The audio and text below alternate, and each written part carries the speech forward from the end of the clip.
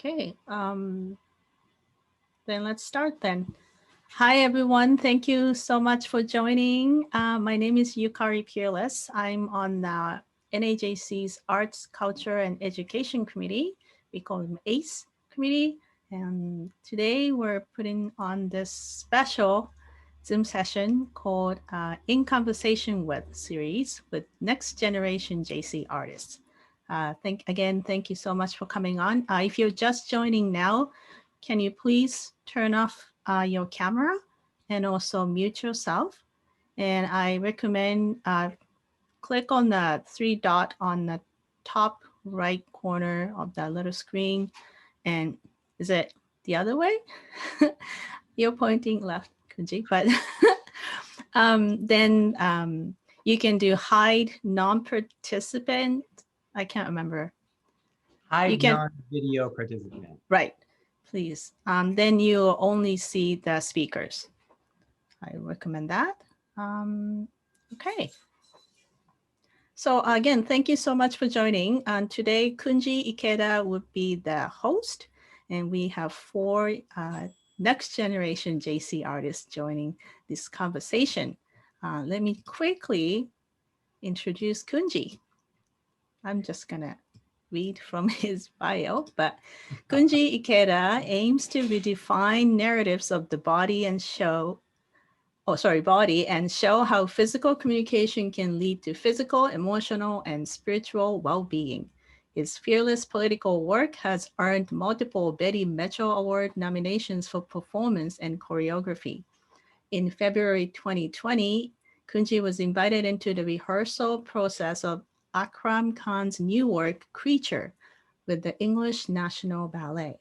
He was named on Artist in Residence on the Banff Center 2019 and is currently creating a dance theater adaptation of Dostoevsky's Crime and Punishment. He enjoys climbing trees and drinking tea. Thank you, Kunji. He's going to be our host tonight. So yeah, I'll be in the background collecting questions. If you have any questions to the participants, please feel free to direct message me, or you can just put it in a chat box. We'll have a question period at 90 minutes mark. So yeah, Kunji, take it away. If you have any issues, just call my name. I'm still here. So yeah. Yukari, I've got so many issues. I don't know if we really want to get into them. Go. No, it's an honor to be here. Thank you so much, Yukari, and the NAJC crew for having me in this role. It's so lovely to chat with community, to chat with these fine artists, my peers as emerging Japanese Canadian artists. When the NAJC approached me, I was really interested in doing a few things differently than other talk formats. So I've tried my best to kind of slip in a few different ideas in terms of how the conversation is going to roll.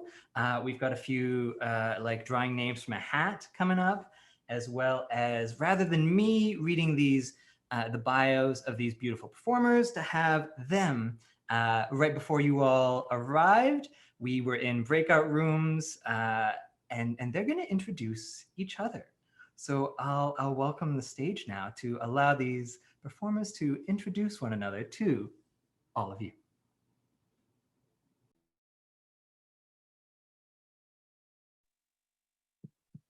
Okay, I guess us dancers are going first. Okay, yeah, I guess I will introduce Mayumi first, maybe, if that's okay with you. Cool. All right, Mayumi is a dance artist based in Toronto, and with she, her pronouns. And Mayumi went to Ryerson University to study dance. And it was while she was at university that she started to really get serious about dance and art making as a career. And after graduating, she even formed her own dance company called Eris Corper. Did I get that name right? Okay, yes. So Mayumi in that company works collaboratively with another dance artist, and they create their own productions and perform and work together. And so I was asking Mayumi about some of her core concepts in her work and what is important for her to express in her creativity. And Mayumi mentioned that through line in her creations is the idea of connection, and also of amplifying the stories and the voices of more marginalized folks, and using performance as a way to channel these amazing stories. I think, is that it? Okay, cool. Well introduced. Thank you. Yes. Yes. I will introduce Shion. Shion Skye Carter, his full name. Shion lives in Vancouver and went to Simon Fraser University. She started dance a little bit later in life, around 12 or 13, but her career has flourished since then. I was lucky enough to catch one of her performances this weekend, which was absolutely stunning and just phenomenal work. So Shion really combines a lot of multidisciplinary work. It was something that they really talked a lot about at university. And as she developed professionally, she's been doing a lot of work that combines sculpture, music, and dance. So quite cross-disciplinary. And she has a company with her partner named Olive Theory. You should look them up. They're great. And yeah, like very sensory work that doesn't just look at the body, it looks at different parameters of performance. So yeah, this is Shion. Awesome. Thank you.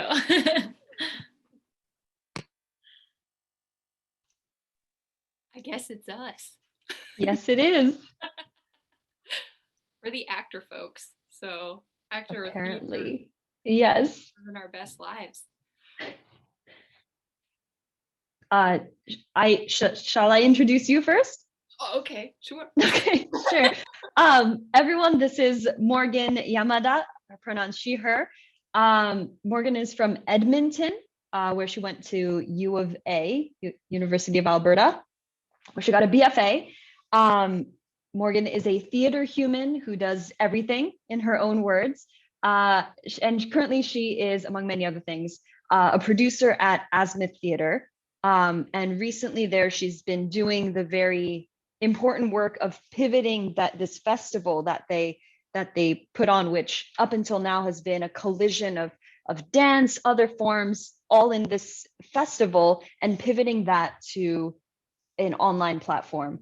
But and this is a question that I've had to ponder too as a work in my work as a producer. So I really appreciate the difficulty of this question that you're dealing with, Morgan. But the importance of pivoting this festival, so that's not just another online stream, but that you're preserving and bringing through this festival feel. So that's one of the many things Morgan's working on right now.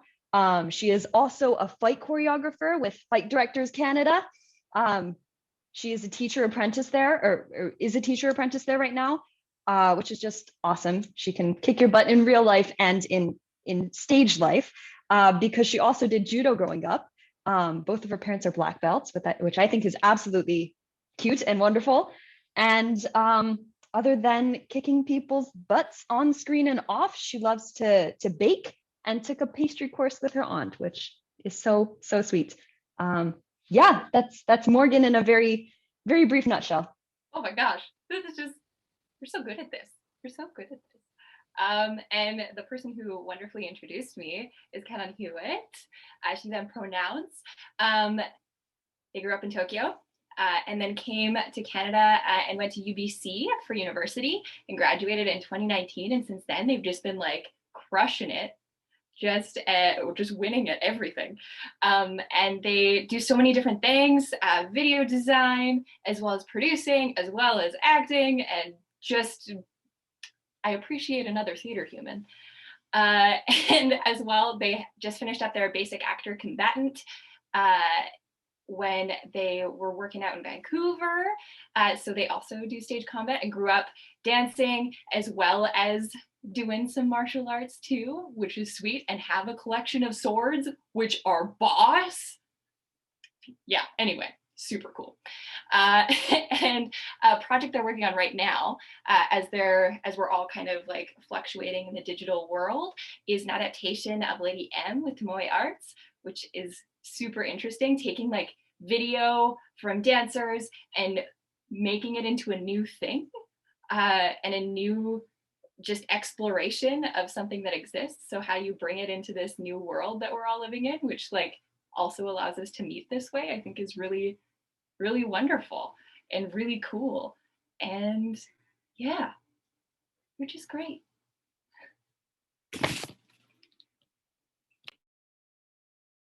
And those are our performers. Thanks y'all so much for introducing each other. I think it's so beautiful, and you all did so lovely. I've dropped websites into the chat if y'all are interested, including my own, which is CloudSway, where I do some performance through, and you can check out all these fine performers, what they do in a little bit more detail.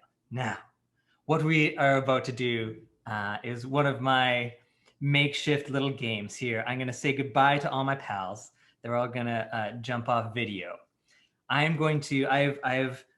have both some like questions for everybody, and then I have questions for like specific pals of each of them. So going through their performance history, something they've mentioned in their bio, something that's really caught my own eye. And so what I'm going to do is we're going to get to know them a little bit better. I'm going to ask them a more specified question, and then they have each been assigned to do some deep listening on the other performers. So no one knows deeply listening to them, but I'm going to pull a name out of the hat and hear their prepared question that I've prepared. I will then welcome our secret questioner to ask them a second question regarding what they mentioned. And through that, we'll get to know each other a little bit better. And I think it's a little more fun than just a straight up Q&A. So that's a fun thing we're going to start with. And I'll encourage you now to start thinking if there's something that does stick out to you, feel free to either write it in the chat to explore later, or make a little note for yourself, because we will be harvesting your questions. So a part of this evening will run as good as your questions allow. Pressure. Without further ado, our first question is going to go to Mayumi. Mayumi, would you please join me on stage here? A round of applause for Mayumi. I'm assuming you're all applauding. I'm so sorry I can't. Because I can't start my video because the host has stopped it. Oh, I can allow you. No, can I allow you to multi-pin? I can. Well, that's fascinating. Welcome to the digital world, everyone. Yukari! I have an issue. Just a talking voice. I mean, I feel your presence here, despite not being able to see you. Mm-hmm. Sorry, I'm working on it. Just a minute. Okay. I can allow you to record, which is neat, or multi-pin. That's all I have access to. Well, why don't I ask you and hear from your disembodied voice, and as our backstage team goes through with it. So Mayumi, my question for you, with your main medium of dance, one of my favorite quotes that I've just devoured lately, and it keeps coming up in my own thoughts, is this quote from Crystal Pite. And Crystal Pite talks about the dance is a very inefficient way to tell stories, but a very efficient way. Oh, hi, there you are. A very efficient way in explaining feelings and emotions. So with that in mind, I was wondering if you could speak about the value of dance from your perspective and what it does allow you to share. Yes, I think that dance is so much about an experience, that it is less about the story itself that you're telling and more about this on a cellular level, what do you feel, what do you experience when you are part of that? Yeah, I love that quote so much. It's so beautiful. No, right? Um, I think one of the things I'm really fascinated about with dance as well is creating something that is experiential from the moment you walk in, that it isn't something that just starts on stage. That a lot of the work that I actually do with Eris Corpor, we're really interested in site-specific or immersive work, so that the audience, we recently did one that was in a greenhouse. So you walked into the greenhouse and through the full space, because I think that meeting an audience member in a place that you are equal creates a completely different playing field than having a dancer on stage. And I think both are valuable and important. But I think for me, that's something I'm more interested in terms of creating an inclusive space where there isn't as much border between audience and dancer. So yeah, it can be quite special. I think also selfishly as the performer, it's so wonderful. It's a very, very enriching experience to be able to dance that closely, and really feel the sensations of the person in front of you.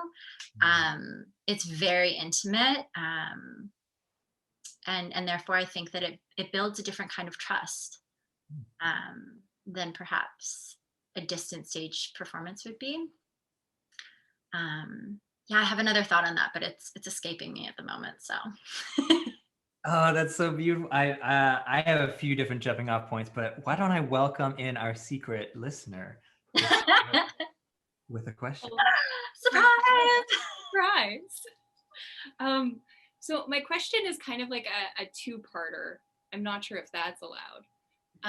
But you were speaking about like experience and how experience is like at the core of your practice. Mm-hmm. And I wonder what for you was one of your most impactful experiences that you experienced seeing a piece of dance, or seeing like a site-specific piece, as well as a moment that you feel you were making a huge impact on an audience member within that.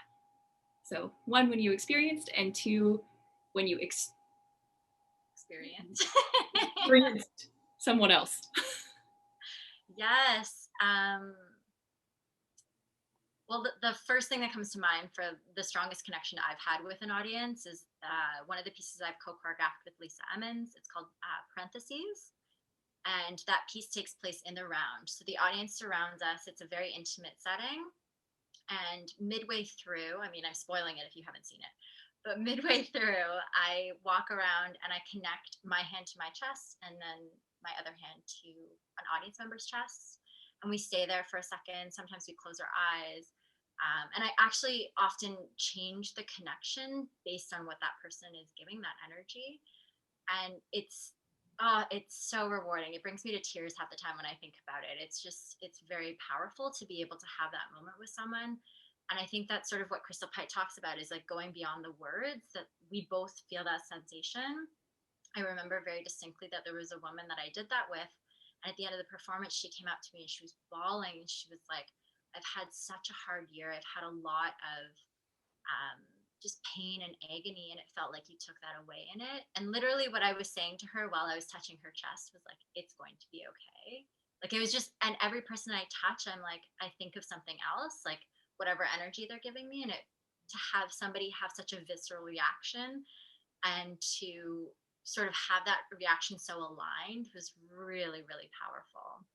So that's one of the times that I've given that experience. I just got goosebumps. Like, yeah. I know, I'm surprised I'm keeping it together, but and then I would say the opposite would be there's a piece by Heidi Strauss. I believe it's called What It's Like. And it was a Dora award-winning piece that you walked in, and the very first thing is you're surrounded by the dancers. Like there's 3 of them on the floor. You're really close together. You spend some time there, and then it's like the ceiling lifts away, and you go out into this main space. There's a whole bunch of action that happens there, and then they take you into this back space. And it's that she's created these experiences for you to go into. And so she has masterfully crafted each room. It's actually just one big square box, but she has created experiences within each of them. And every time it's like opening up a present, you don't know what the next layer is going to be. So I found that was such an important experience to have as an audience member, to understand how you can sculpt someone's journey through whatever it is that you're creating, that it really is a journey, and that discovery for them is so important in keeping them in your world, right? Like if you're really trying to create a realm, that you are the manufacturer of every single moment along the way. Beautiful. Mm. That's awesome. I mean, I've got a few notes here for later. Thank you so much, Mayumi. That's a nice little introduction to Mayumi Lashbrook. And now it's like a built-in rotation, because now it's your turn. Oh, wow. Yeah. If anyone wants to steal this for your format, feel free. Open source here. Thank you so much. I'm writing notes. On the form and the content, right? Oh, yeah, 100%. Yeah. Nice question, by the way. That was cool. Oh, thank you. Yeah, that really opened up some new layers, and yeah, really beautiful. My question for you, Morgan Yamada. I'm ready. Looking through your website, looking through some of the history I know you have been a part of a lot of really, really strong ensembles. And one of your strength is in this collective creation, how a group of folks can come together and through interaction together, come out with something that couldn't have been created by any one person alone. And so I'd be really interested to hear from you to speak about a bit of the intersection between when a community of artists and a community ensemble of artists really is kicking it and working. And is there an intersection with your own personal strengths and values as a person? Oh, that's like a hefty question. I kind of love it. I do love it. Not kind, but I do. Softballs here. I think for me, I've been really fortunate to work in collective ensemble pieces. I think a lot because of the fact that I have a pretty physical-based practice. And a lot of these very collaborative-based shows are integral on the physicality.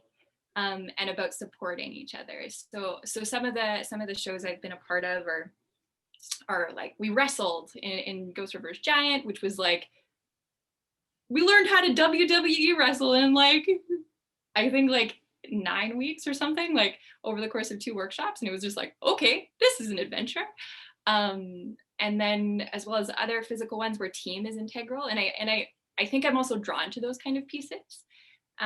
Because being able to build something together, I think, is what theater is about, really, is about building a piece together, because one person can't, like, you can have a one-person show, but in reality, there's so many other folks attached to that show's development or that piece's development.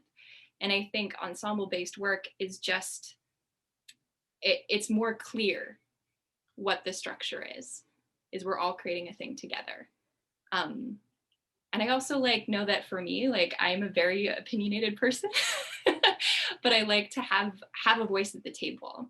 And I think in collective creation, everyone has their voice heard, and can have their voice there, I think. And I think for me, that's why I'm drawn to that work, as well as like growing up with siblings. It's like, hello, moderation.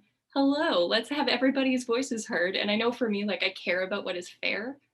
So I think within those scenarios, you can explore that further. And also acting is listening, all of that. Everybody's listening to each other, as well as like stage combat too, is all about being a good partner. And you're there to make your partner look good. And if we're thinking about like a stage combat perspective as well, I think it's an acting tool. And if you're wanting something to look vicious and gross, there has to be a deep love there and a deep appreciation and a deep respect. And then you can create beautiful things because you have that trust. So anyway, that's my thoughts.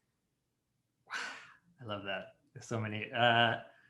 So many ideas to be maybe asked later. This is hard. Our secret question asker, can you come on? Hello. Hi, Shion. Hi. Okay. I have one main question and then just like a quick question to follow up after that. So, Morgan, you were talking about how physicality is a really integral part of your theater practice. And for me personally, I feel like I'll be honest, I don't have a huge amount of experience watching theater performance. I did watch quite a bit while I was in university because the theater program and math program were in the same building. But seeing theater shows outside in the city where I live in and things, I tend to just have so many dance shows to go to that it's like hard for me to see more theater. But I do really notice often a difference between a theater performer that is more physical and in their body and how that affects their performance versus somebody who's a lot more about the text and the story. And I was just wondering if you can remember like a particular moment in your life or a particular memory or like a learning experience that was a key influence on having your body's movement be such a big part of your theater practice. Oh. That was kind of long-winded. I'm sorry. Oh no, I'm just trying to like pin it down. That's such a good question. I think for me, like I struggle with being a really chaotic person. Like I live in a lot of chaos, and my thoughts will be like everywhere all the time. And for me, being able to root it in my body is something that's been super helpful. And I think what dropped for me was doing clown work. In university, I can pin it down to like this one moment where it was like I was trying to do something, and then my teacher, Mike Kennard, he was just like, just do it, just do the thing, just be. and that was just like standing and being in my body.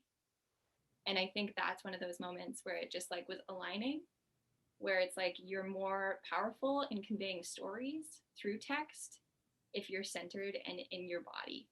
And that body can be doing whatever it needs to be, but as long as you are in your body, then the text will make more sense and the theater will land and be more clear. Okay, amazing. Yeah, I heard of clown in class, but I don't know what that is like, but I imagine it would be quite physical. Amazing. And then I had one just observation. I was just wondering if you're a writer, like, do you write a lot? Because you have I know we all are quite gestural with our hands, but you have this like pointed finger gesture that you constantly do. And it's really a lot of circular motions, but it's this like pointed finger that I realize I don't really do that in my life. Yeah, it's a bit like finger guns, but I don't know, it reminded me of like how you might hold a pencil or something. So it's actually a weird family thing. Not a weird family thing. It's a family thing. I noticed this when I was visiting my grandpa once. My grandpa does this a lot. Like he does this, and so does my dad. Like it's a thing that we all do, which is a fun gesture. When you're like thinking of something, when you point something out, you're like, no, this. And I don't know why. It's funny that you pointed out, but we all do that. Cool. I was just curious. Nice. And that's a Yamada trait? Yeah, I guess. Cool. I don't know. And if they watch this, they're just gonna be like, what are you talking about? That's lovely. Thank you so much, Morgan. I will say I also had a love affair with clown that gave me quite a bit. It's so much there in terms of the truth of the moment, the truth of the now, of the present, to just be, and what that brings. I've got a clown dance show coming up in March. Ooh. Check it out. Clown meets dance meets politics. What? Wow. Perfect transition there, right? I think. Yeah. Hi, Shion. Hi. Nice to see you. Lovely question. This Thank format is work in, and I think there's a lot. It's really nice. It's a very innovative. And did you think of it on your own, or did you get it from somewhere else? Or I mean, now I'm really hesitant to say, yeah, it's a Kunji original, but it may be, yeah. You're just a Zoom genius, apparently. A Zoom meeting genius. We've all been in so many that now it's time to, what Switch else? things up. Yeah, yeah. I mean, it's just a small thing, but it's fun. Speaking of how small things add up, I wanted to ask you about. I mean, your practice spans so many forms. You have so many things you can do, and that has woven into your practice. And there was one sentence in particular from your bio that really grabbed me, and that was how you explore ethnographic identity and your connection to heritage. So my question for you is, how does your ethnographic identity and connection to heritage intersect with this hybridized form that nothing lands only in dance or only in visual arts, that there's a hybridization that seems to flow over these silos of practice and form? Yeah, that's an amazing question.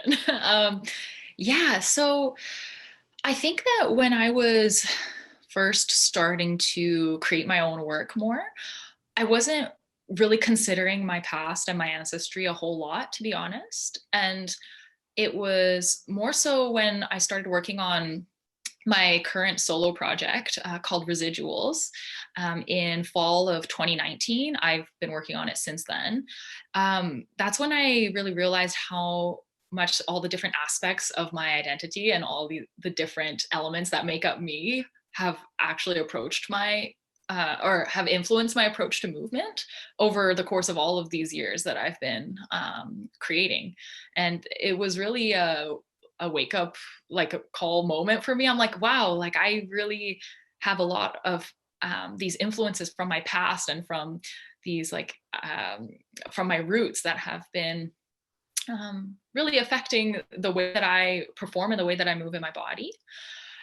So with Residuals, it's a solo dance performance, and it brings together movement and Japanese calligraphy, which I started learning when I was young.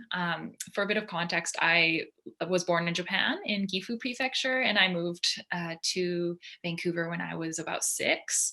And from there, I was enrolled. My parents, thankfully, they enrolled me in a Japanese language school and at the Nikkei Museum and Cultural Center in Burnaby.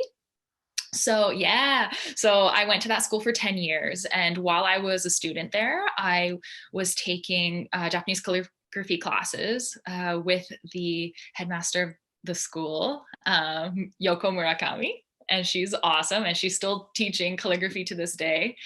And so I remembered when I was thinking about some influences for my solo practice, I was remembering how dynamic calligraphy is, and how when I was younger and doing it, I really enjoyed it, but it also just felt like another chore. And I didn't realize how much I missed it. And so I went back to Gladstone Japanese School at the Nikkei Center, and I approached Murakami-san, and she started teaching me calligraphy again. I got to sit in on the classes with the other younger kids, like the elementary school kids, and she would give me some more difficult words to write than the other students. But I used those calligraphy lessons as a big drawing point from a big influence on the choreography. So I would sort of try to memorize the dynamic movements involved in setting up the paper and flattening it out and setting up my ink well and my brush, and then actually writing out the words as well. All of that, how can I bring that into my rehearsal later on in a studio and embody those movements? So calligraphy has been a really amazing portal for me to connect to my ancestry more and to my roots and bring that into my dance practice in particular. One other concept I think that my ethnographic identity has really come up in my creative practice was this idea of memory sitting in your bones and in your muscles, almost like sediment layers underground. So there's a memory that I have of my grandparents' house in Gifu Prefecture, which is still there. My grandma lives there. And it's up in the mountains and it's really beautiful there. They're famous for their like pottery, fire glazed pottery. And so I have a lot of memories in that house. And I remember seeing my oji-chan, my grandpa, smoking in his bonsai garden right behind the house. That's like a really constant image that I have from my childhood. And so that memory of him, of my oji-chan, it sits in my hips, and it's like the sediment is there because in my choreography, I go into this really deep squat that feels so comfortable for me to sit in. And I have these gestures related to him smoking a cigarette. And so those memories are actually materializing in the forms and shapes that my body can make. And at my obachan's house as well, like, I've noticed that everything is so low to the floor. There's a lot of activities low to the floor with the tatami mat floors. You just move on the floor a lot. You sit on the floor to eat. There's cabinets that are close to the ground. And so I find that I'm very comfortable moving horizontally across a space low to the floor. It's just a very comfortable space for me. And I really think that those parts of my like movement and my habitual movement is really influenced by this house in Japan and my memories of living there and visiting there and these people that were so integral to my life. So that's kind of the influence of that history on my dance practice. And as for my multidisciplinary practice, I really think that, you know, I have all of these different, everyone has so many different elements to their identity that make up who they are. And for me, like being Japanese and Canadian and having kind of one foot in both cultures has been a big thing. And being an immigrant and moving across the world to have experiences of kind of not knowing where home is or kind of feeling fragmented between cultures and between people and places. Those kinds of experiences for me, I think, have led to an interest in wanting to work with lots of different mediums and with dance, with live sound, and with sculptural forms and installation art. All of those aspects come together, and I think I have a strong interest in kind of blurring the lines between those disciplines. And like you said, kind of having this like mishmash of different artistic elements in one project. And so I think that me having my foot in like many different doors, or that's how I've kind of experienced life in a way, has definitely influenced that. Yeah, I love it.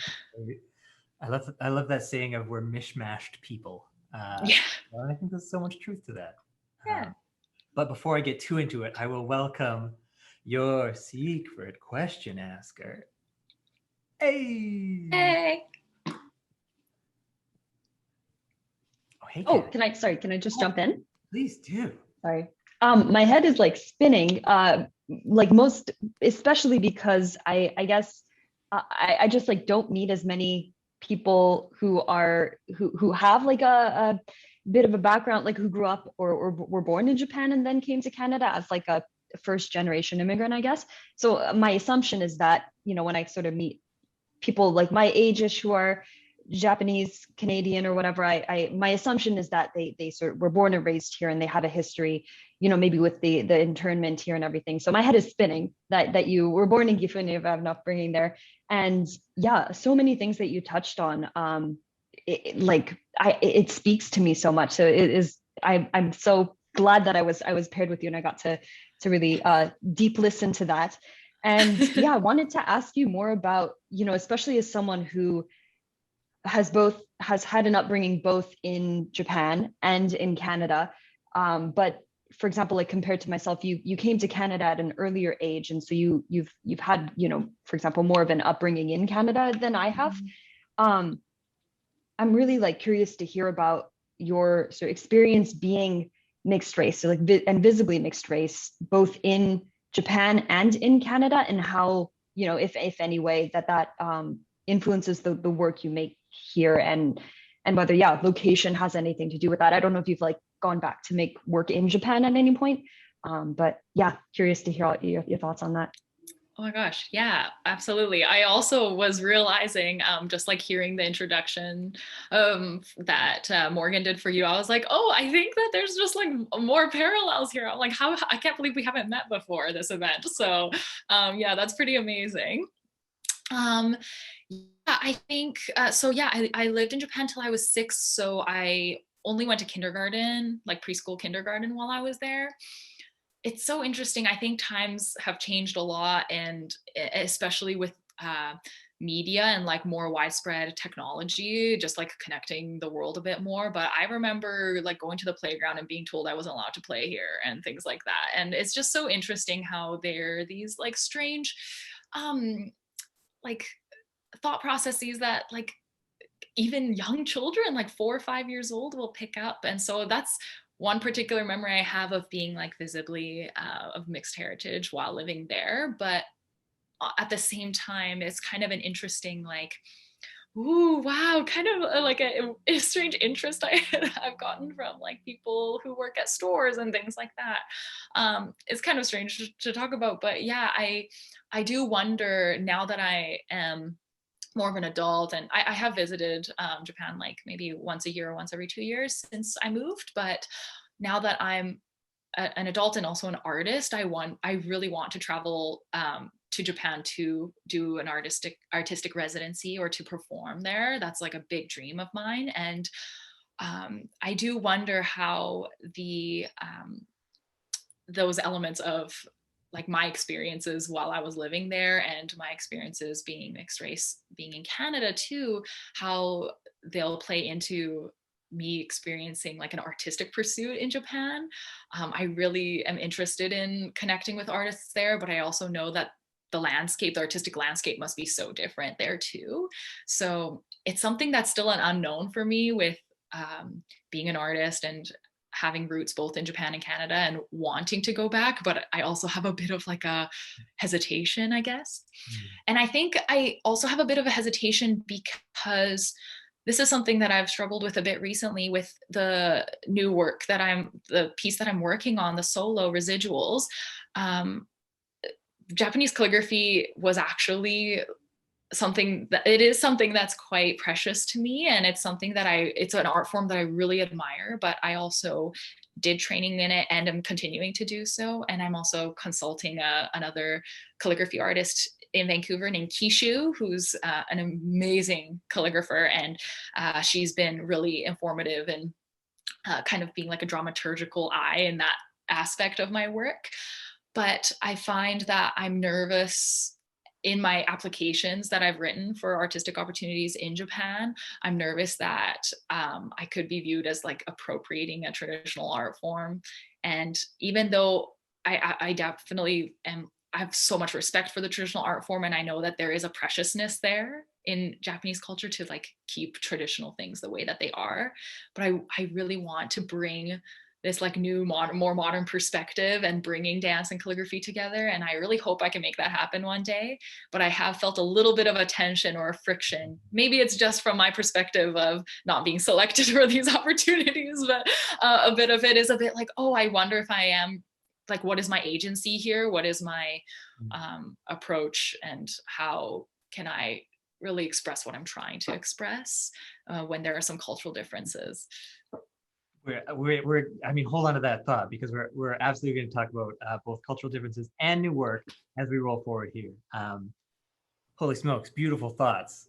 Thank you so much, Shion, and thank you for the question, Kanon. That was again, layers, onion layers. Love it.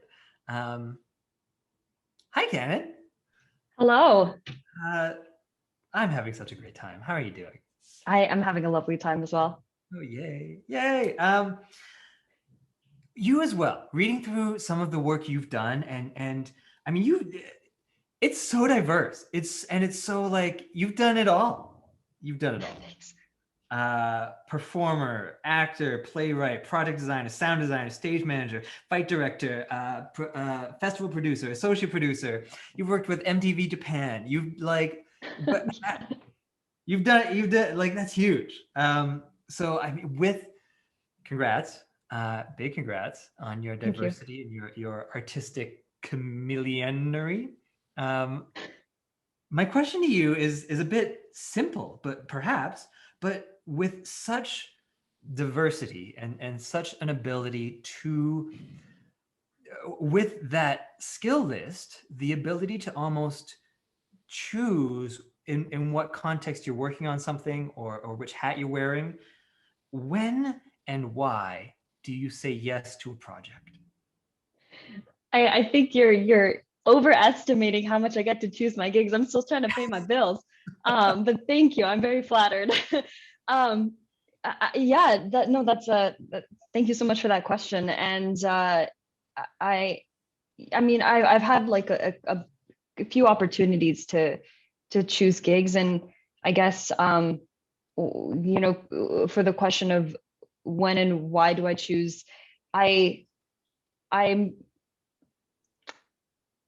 guess as much as possible, I do try to be able to focus on, you know, the project and the people.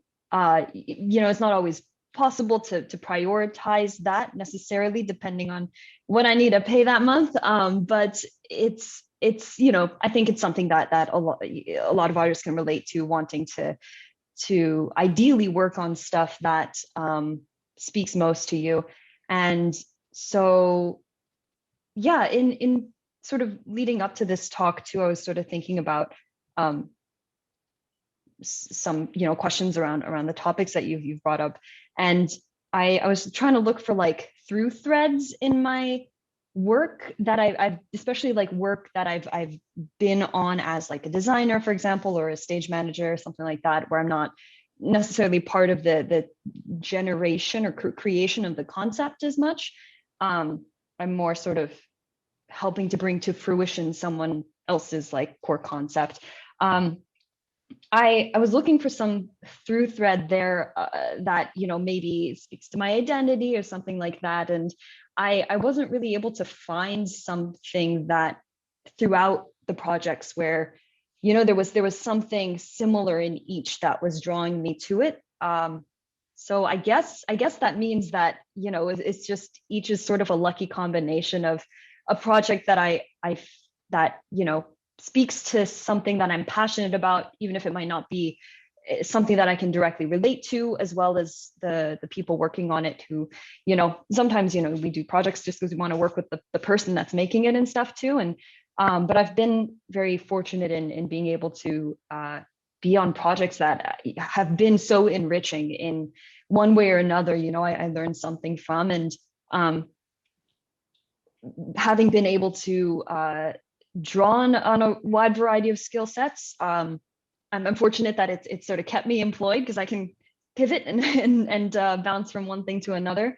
But it's also, I've also found it very enriching in that you know, each project that I'm working on, regardless of the role, there's something new that I can learn from it, both in my craft, as well as, you know, even just things like relationships with people and just, you know, the more human aspects of those things too. And each new thing like feeds into my other practices. So I feel I get to really draw on the variety of things I've done, regardless of what hat I'm wearing for the new project. Before I welcome in our secret questioner, I really need to ask you now, how was it a conscious choice to be so diverse? How did that come to be? Because that not only not everyone can sort of, yes. Yeah, no, it must be no, it's a good question. It might be a long-winded answer, but I started dancing when I was 4 because I had really bad posture, and the doctor told my mom I was going to be a hunchback if I didn't do ballet or gymnastics. A ballet studio was closer, so my mom sent me to ballet. That's the start of it all. So I started doing ballet, but I found I enjoyed it, so I you know, I was lucky enough to get to keep it up. And then when I was 7, my mom took me out of that studio because they were putting kids in point shoes at age 7, which is like way too young. So she put me in a different studio, which had a higher sort of like age range before they start putting kids in point shoes. And then that place, the teacher is like super unique. It's called Mini Story Dance, super cute name. It's in Hiro in Tokyo. But her late husband was a musician, like quite a famous musician. And so what they would do for the recitals is that they would have like the first half of recital, act 1, we do some sort of like classical ballet, you know, whatever. We all wear our cute outfits, like kids get to show off to their parents, whatever. And then act 2, the sort of head teacher and her husband would write an original musical, and then everyone would perform that. And so that was my introduction into theater. You know, these random like musicals, I mean, all of them were just so wholesome. You know, like she was someone who really, really emphasized like, I don't know, it's hard to explain in a nutshell, but just like her classes, it wasn't a place where you just learned how to dance. It was also kind of where you learned how to be like a good person as well. It was very formative. So basically like her original musicals every year was my introduction into theater. And so that's kind of what got me interested in that route. And so growing up, I did community theater, as well as I was like in a Japanese acting agency for a bit as a kid too. And so up until university, I'd only ever been on the performing side as a dancer and an actor. But especially having done community theater, I got to work with a lot of adults who had gone to school for acting, for example. And then, you know, not to diss on actors, anything like that, but like there was a lot of eye-opening things that I learned there of like, you know, like doesn't really matter how talented you are. There's a lot else that factors into one's success, which was like, you know, a pretty brutal, but also like helpful lesson to learn as a kid, as someone who hadn't really stepped out and made many of those decisions yet. So when I came to university, I didn't want to go into like an acting program as a result, because I had grown very cynical of that. But I was still, you know, I even like came to university and like didn't do anything arts related for my first year, but I was just drawn back into theater. It was just something I couldn't stay away from. Mm-hmm. And so that was where at UBC, I took an interest in stage management. I was like, it sounds interesting, sounds like something I can do. And that was what really sucked me into like all this backstage stuff. Also one of the first people, actually the first person that I met when I landed in Vancouver was Milton Lim, who's a wonderful video designer and many other things, but he also, you know, is my mentor in one of my mentors in video design. And so he was the one too who sort of brought me into that world. So I've been very fortunate with the people that I've gotten to meet and who have taken me under their wing in a way. And so that is kind of the long rambling journey to me doing sort of the breadth that I do. It's really just because I keep wanting to do theater. I just can't stay away from it. And I've been lucky enough I have an interest in so many things. I've been lucky enough to actually get to practice that. Very cool. I've got a few other things that spring up, but I will welcome our secret questioner who, if you've been keeping track at home. Hi, Mayumi. Hello. Hi, Mayumi. Kanon, it's so wonderful to hear the breadth of your career. Exactly what Kunji was going to ask was my original question, so thanks. I think it's so fascinating to hear the steps to where you've progressed to. But I think I'm so interested. I have a comment and then I have an actual question. My comment is definitely that I love hearing about your like almost like a beginner mindset, that it sounds like anything that is thrown your way, you're like, yes, what can I learn from this? What can I apply to the next thing I want to do? And I just think that that's such an admirable quality and is really important to be able to really span different talents and different design, right? So yeah, I admire that about you. It's great. And then I appreciate it. Yeah, for sure. And then my question kind of goes hand in hand with that and kind of circles back to what I was chatting about at the beginning, that I think I was reading this thing recently where it was talking about the fact that art and design are different things. And I'm struck by the fact that sort of being on stage is more of the art making, and then being backstage is a little bit more of the design. You're creating the experience. So I'm curious, for someone who is so multidisciplinary and spans different things, that what is the design that you're creating? What's the experience that you love to create for people, sort of like without them knowing that you're there? You're sort of, it feels like you're like a puppeteer in a sense. So I'm like, if you could sum up the experiences that you want to create for your audiences, what would that be? Does that make sense? That's a great question. And what what you're saying about, art and design, I hadn't even considered that. So this is like something I'm going to take back and ponder from that. So I don't know how good of an answer I have for you in this moment. But in terms of, like what kind of experience am I creating for, or do I want to create?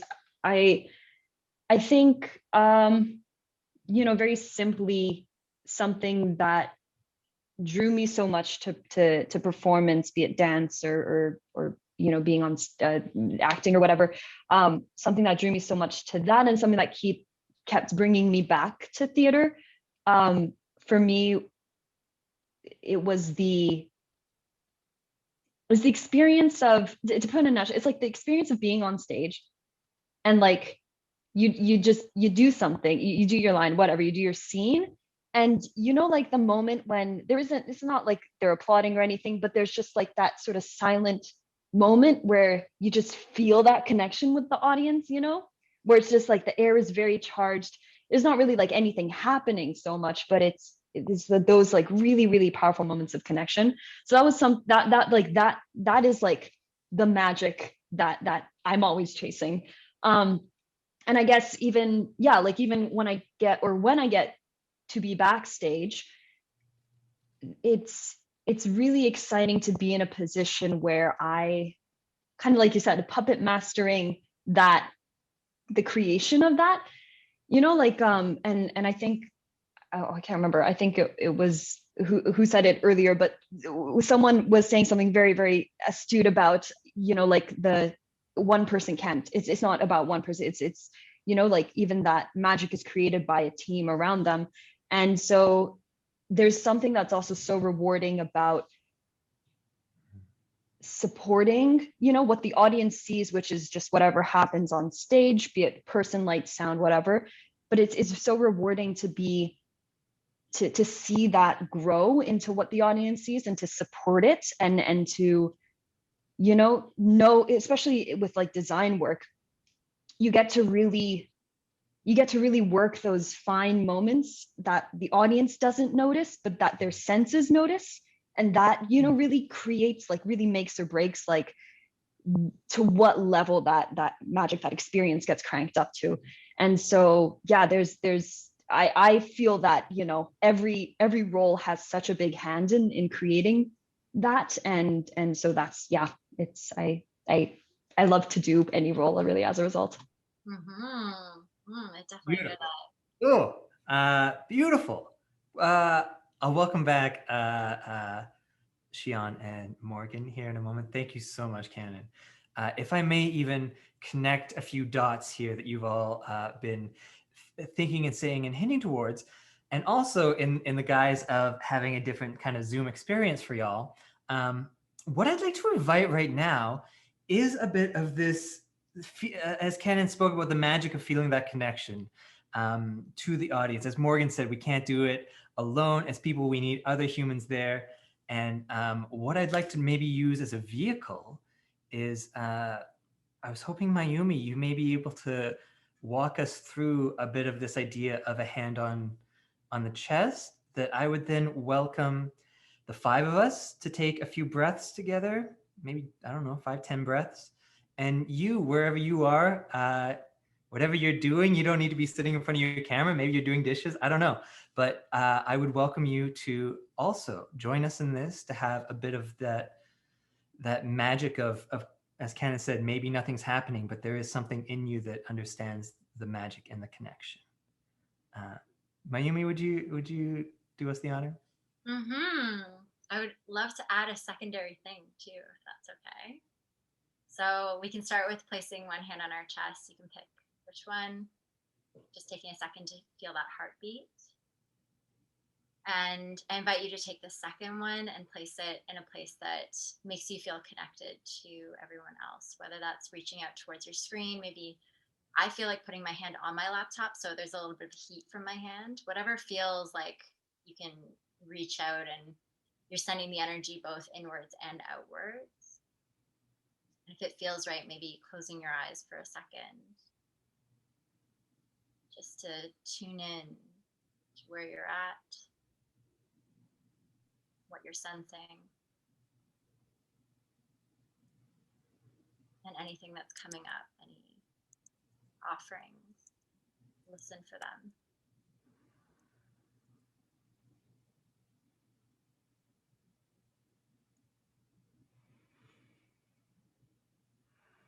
If your eyes are closed, gently blinking them open, letting your hands go, and now letting them come down to your sides. And together, without speaking, we're going to raise our hands all the way up to the ceiling and let them come back down to the ground. We're just in our own time all together.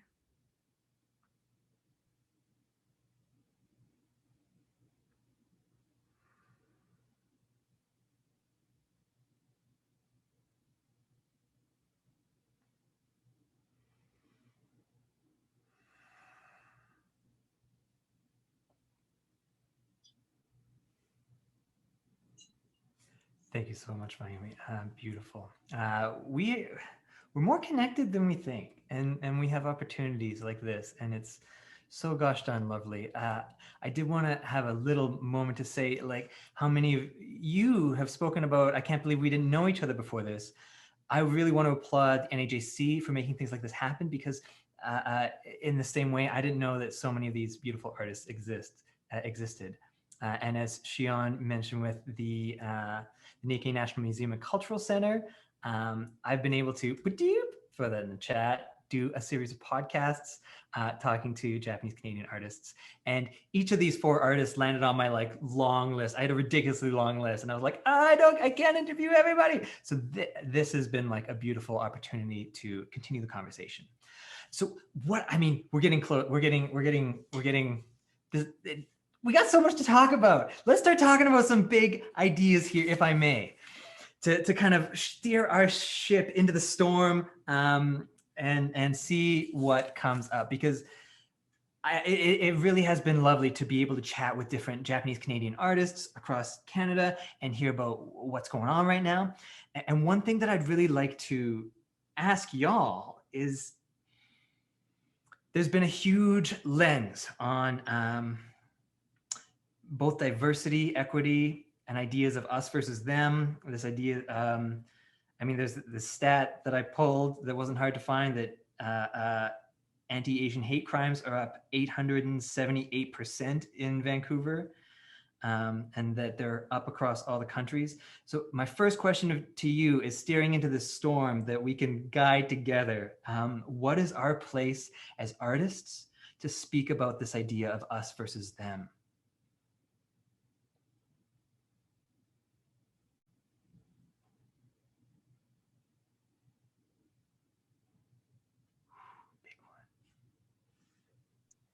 I feel like I don't have an answer, but I want to say how top of mind this is for me. And like, even when Shion was speaking about like not being sure your place in terms of expression, like, is it okay for me to express this in Japan, or like what kind of backlash is there?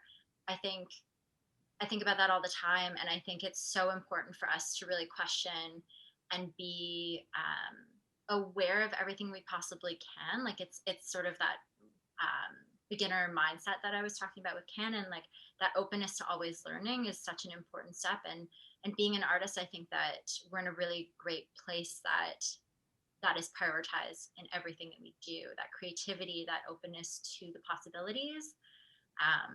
And what Morgan was talking about like, we all create it together, that it's something that we're all part of. So I don't have a specific answer. I'm just saying I hear you, and I am so on board for this. Thank you. Jumping off what you were saying, Mayumi, I think like I think as artists, it's usually seen as like this gift to be able to express ourselves and be able to like live lives that are very like explorative. And I think with that joy and with that exploration comes a responsibility. And I think that's something over the course of this past 2 years has been very, like for me in the past 2 years, I've been exploring this further and along with my ongoing identity crises of being a mixie from everywhere is I think with that and acknowledging my own reality in life is also a huge exploration of that responsibility about how can we tell the stories that belong to us as folks in like our own tapestries, but as well making sure that we're highlighting and that we're making clear the voices that need to be heard, and making space for that to happen, as well as acknowledging when I don't need to speak on something but someone else does. So I think that's my thoughts on. That's great. Thank you. As a host, I'm pausing to see if any other microphones go off, but no, that's okay. Speaking about, in a way, our identity as Japanese Canadians, recognizing that in a very recent history, the Japanese Canadians were I mean, we're talking subhuman. Is there something in these last 60 years of seeing seeing the lens of being these enemy aliens in Canada? Does that give us a different insight and perspective on some of the, I mean, I love the term IBPOC or BIPOC to put Black and Indigenous voices and experiences out front right now. But does our Japanese Canadian give us a unique lens to see this history and how it's replaying in certain ways? And what is that connection that we have?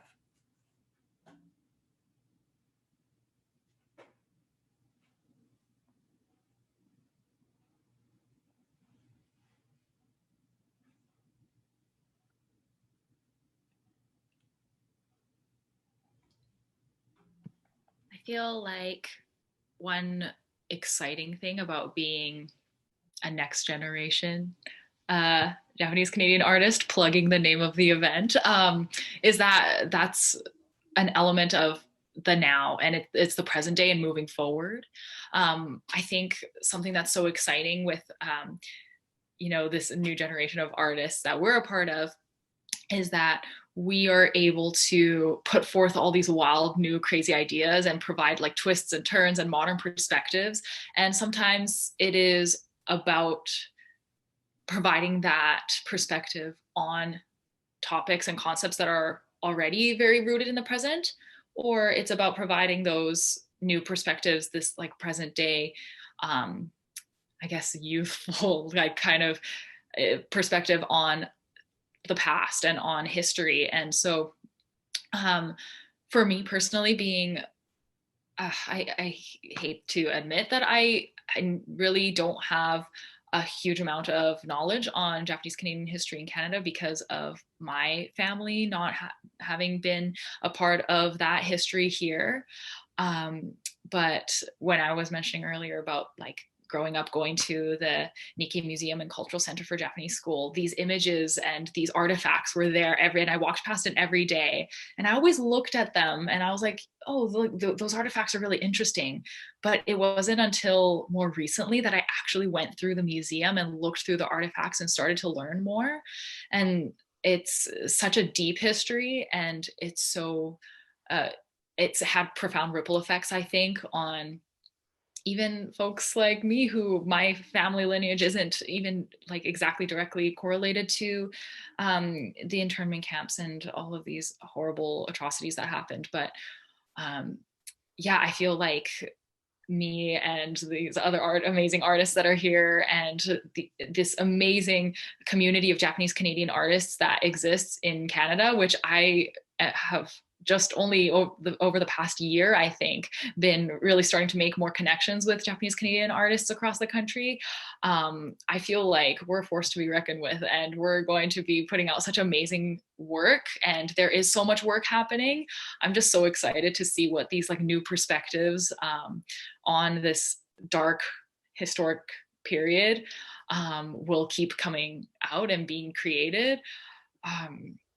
And with that combining with self-expression through dance, through music, through theater, all of these different art forms, I just feel like it's a really exciting time in that aspect as well.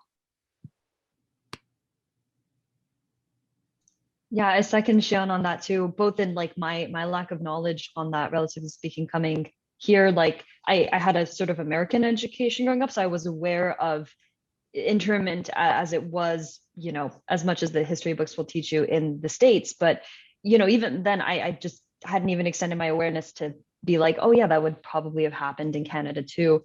And I think the Japanese problem, which actually I saw at the Nikkei Museum when they had their showing there, that was, I think that was the first time that I really got to get to know more about it, become more aware of it and get to know more about it. And yeah, I know a lot of sort of like Japanese Canadians, second generation and later ones around my age who are, you know, who are really feeling the lost culture that occurred as a result of that sort of severance in passing things on due to shame and due to, like, you know, not being allowed to, what have you. And I see a lot of people really intentionally sort of reaching back into that history to reconnect with those things, and that's something that I really admire, and I feel really I feel really speaks to the strength of the community and the work going forward. Beautiful, thank you. Just to pull out, The Japanese Problem by Yoshie Bancroft. Also in the chat, we've got talking about Julie Tomiko Manning and Matt Miwa's piece, Tashmi Project, and also Susan Liskey and Catherine Ray's Threadbound. Thank you so much for throwing those in the chat there, pals. This brings me to a unique idea, and you've all talked about it.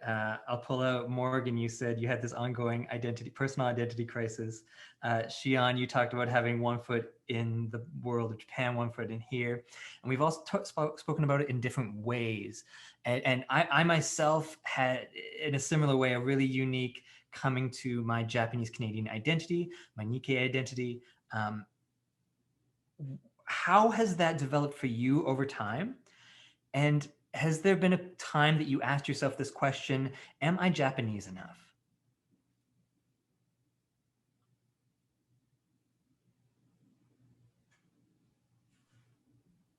So the living identity crisis is a thing in Morgan's life. I think for me, it's an interesting exploration because the idea of like how your culture impacts your daily life, as well as like it roots back to this question of like, how much are you?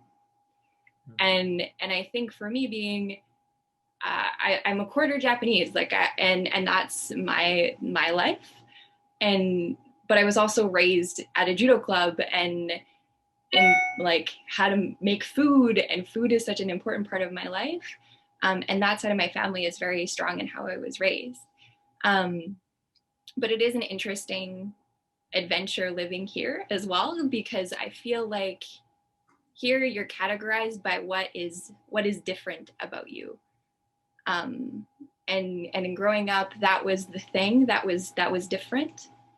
And it's very different for my siblings as well, because we all look very different. But how we interact with the world is based on those experiences that were formative. And like how you are made to feel other, and where you are accepted. So I think that's an interesting ongoing process for me.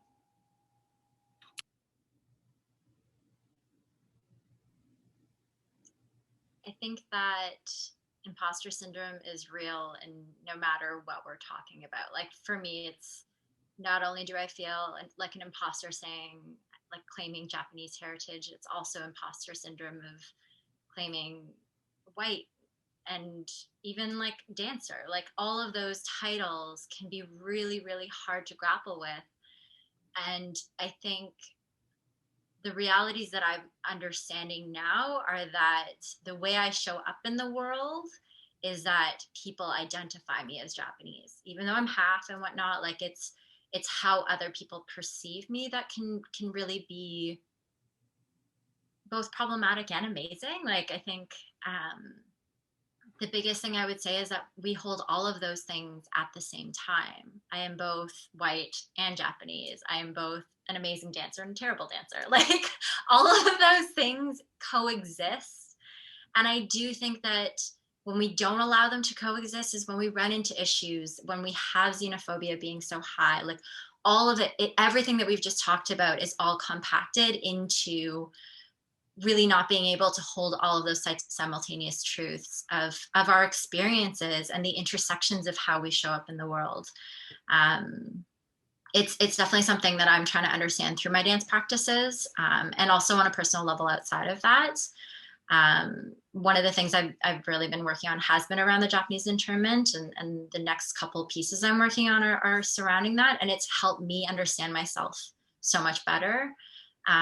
Like my grandparents, were interned, and just even understanding the smallest bit more of their experience has allowed me to own who I am in this moment. So I think, yeah, it's very complex, but all of those parts matter and they all intersect and feed into who we are in each moment, which shifts as well. So complex answer for a complex question.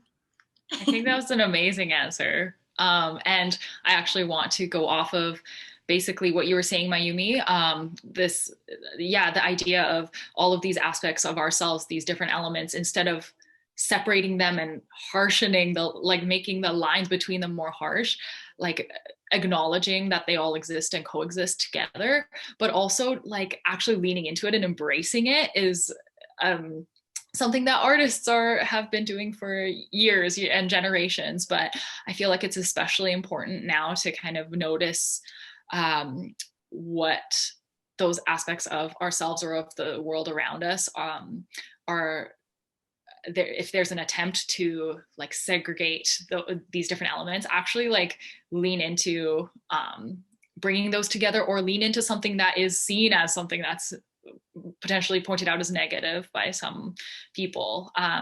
Something that I've been approaching in creating like images with the dance pieces that I've been making recently.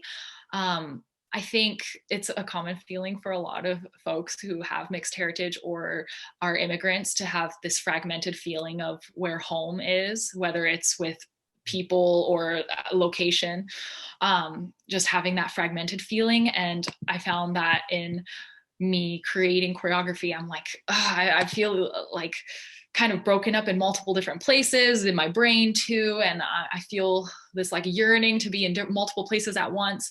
But then I was like, you know what, I'm just going to actually use that as a drawing point for creating the image itself. So bringing in like found objects and sculptures that I am interested in working with objects in relation to the performing body anyway. Like having the body partially hidden by objects so that it's like this fragmented body where you don't know where one limb starts and another begins. And it's kind of an interesting and broken sort of, could be seen as like maybe not a beautiful image, but it can be also. So like, I don't know. Yeah, I just wanted to throw that in there. Yeah. There's something that I really resonate with, Shion, what you were saying about leaning into it. I think there's a lot of peace that comes with a degree of just accepting some of these aspects of like one's identity, especially like growing up in Japan and being, you know, at least they're visibly mixed race. Like I've never felt Japanese enough. And it was something, you know, because it's just something that there it's like was always, it's just something that you kind of always are aware of, especially because it's a culture where there is a set of rather strict expectations of social norms. And in a way, I think it's also, in a way, it's kind of nice, because if you know those norms, you can fit into it. And you know, there's even if you're like totally a foreigner, if you know the norms, and you can be a part of like the social rituals and gestures in that way, there's a lot of, you know, acceptance and like, if anything, like appreciation that you bother to learn that you find. But for me, like, you know, growing up, especially because I went to international school, and so that was more of a sort of like Western culture and education and stuff, but also like growing up, work, like doing, like going to dance classes and working and stuff in Japanese work environments. And even later, like in university, when I would like go back in the summer to like do like a little internship at a Japanese company or whatever. And some of the more subtle aspects of what there is Japaneseness, which is again different from like kind of what, you know, people might think is as Japaneseness in North America.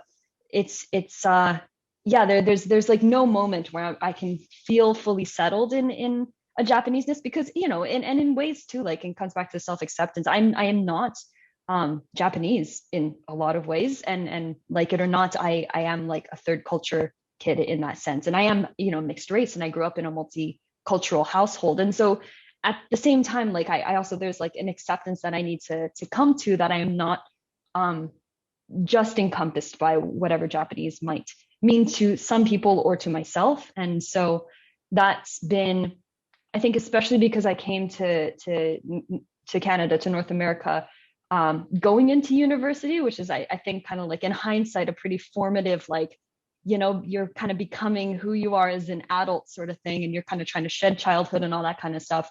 To me, like there's something that I really, really appreciate about having been able to go through that journey in Vancouver, because it was an environment where I got to really like get to know and get to meet so many new definitions of being Japanese and being multicultural, and then mixed race and stuff, that I, you know, like a history and a breadth of experience that I hadn't been exposed to before. So for me, that was a really, really eye-opening place to be, a really eye-opening period of my life to meet all those people. I mean, many of whom are here in the Zoom today too. But yeah, it's a very, I think for me at least, a really ongoing journey, and something that is really enriched by each, you know, new person's experience that I get to sort of see like myself reflected in.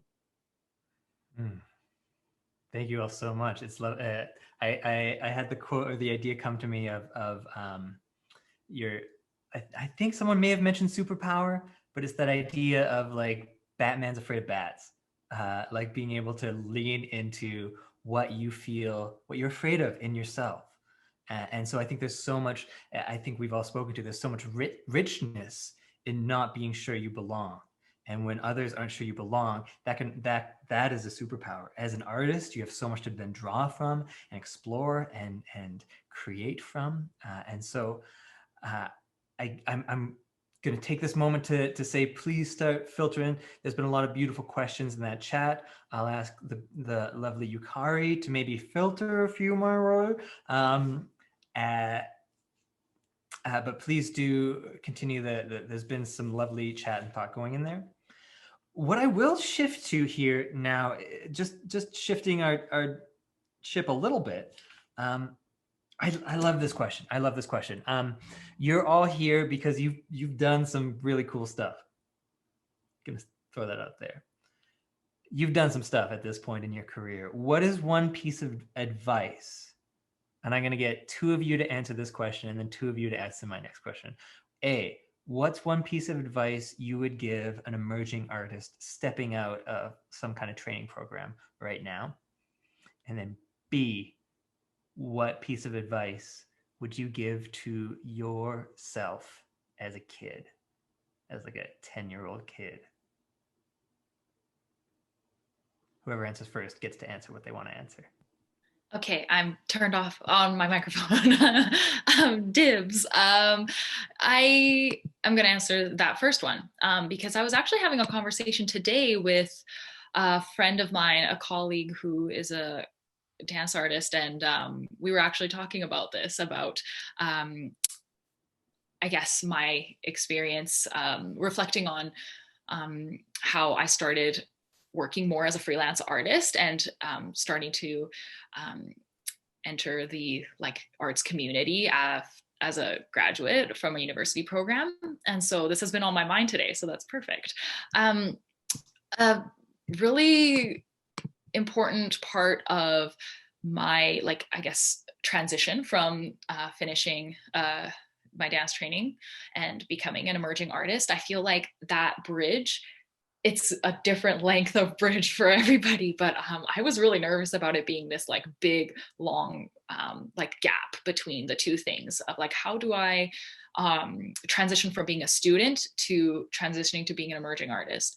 And I realized in my 4th year of my training program that part of it is just realizing that within yourself, like, don't sell yourself short and realize I am an artist, and what my ideas are important and I would like to share them. And for me, I was also a very shy kid. I hated like initiating conversations and hated conflict as well. So I was very much okay with blending into the background when I was younger. And I think that even though that became less and less as I got older, I didn't realize, or I didn't put into action until my last year of university, how important it is to not be afraid to reach out to your community and to reach out to artists and or like people who, whatever your career path is, who are older than you or more experienced than you, and to not be afraid to ask questions and to reach out to people and be like, hey, I really admire your work and I would love to work with you sometime. Could we like schedule a meeting or something like that? Like if I was, if I told my younger self, maybe in like graduating high school or first year university, that I would be doing that to make connections and forge relationships with artists who actually ended up hiring me with me doing that, I'd be like, no way, I would never reach out to somebody that I don't know. And it's such a simple prompt to kind of like fake it till you make it and like try to reach out yourself instead of waiting for other people to reach out to you. But connection is so important, and networking and building relationships with your community, whether it's with other artists or with people in the Japanese Canadian community, whatever intersections you live at, actually forging relationships with people is so important. And so if you can fake it till you make it, if you are shy, the confidence will come along later, naturally, I think.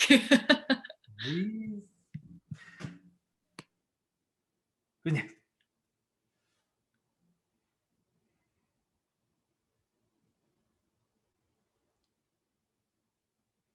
I've got more patience than you've got.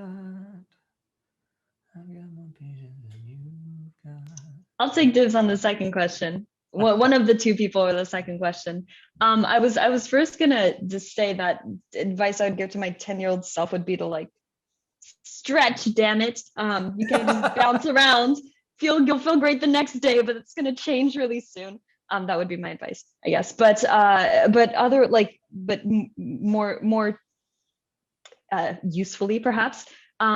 This is something that like my mom would say a lot, but I think is really great advice, and I would have like to remind my 10-year-old self more often maybe, is that it goes, opportunity has no hair on the back of her head. So imagine she got bangs, she's nothing else back here. You can grab her by her bangs when she's in front of you, but once she passes you by, nothing to grab onto.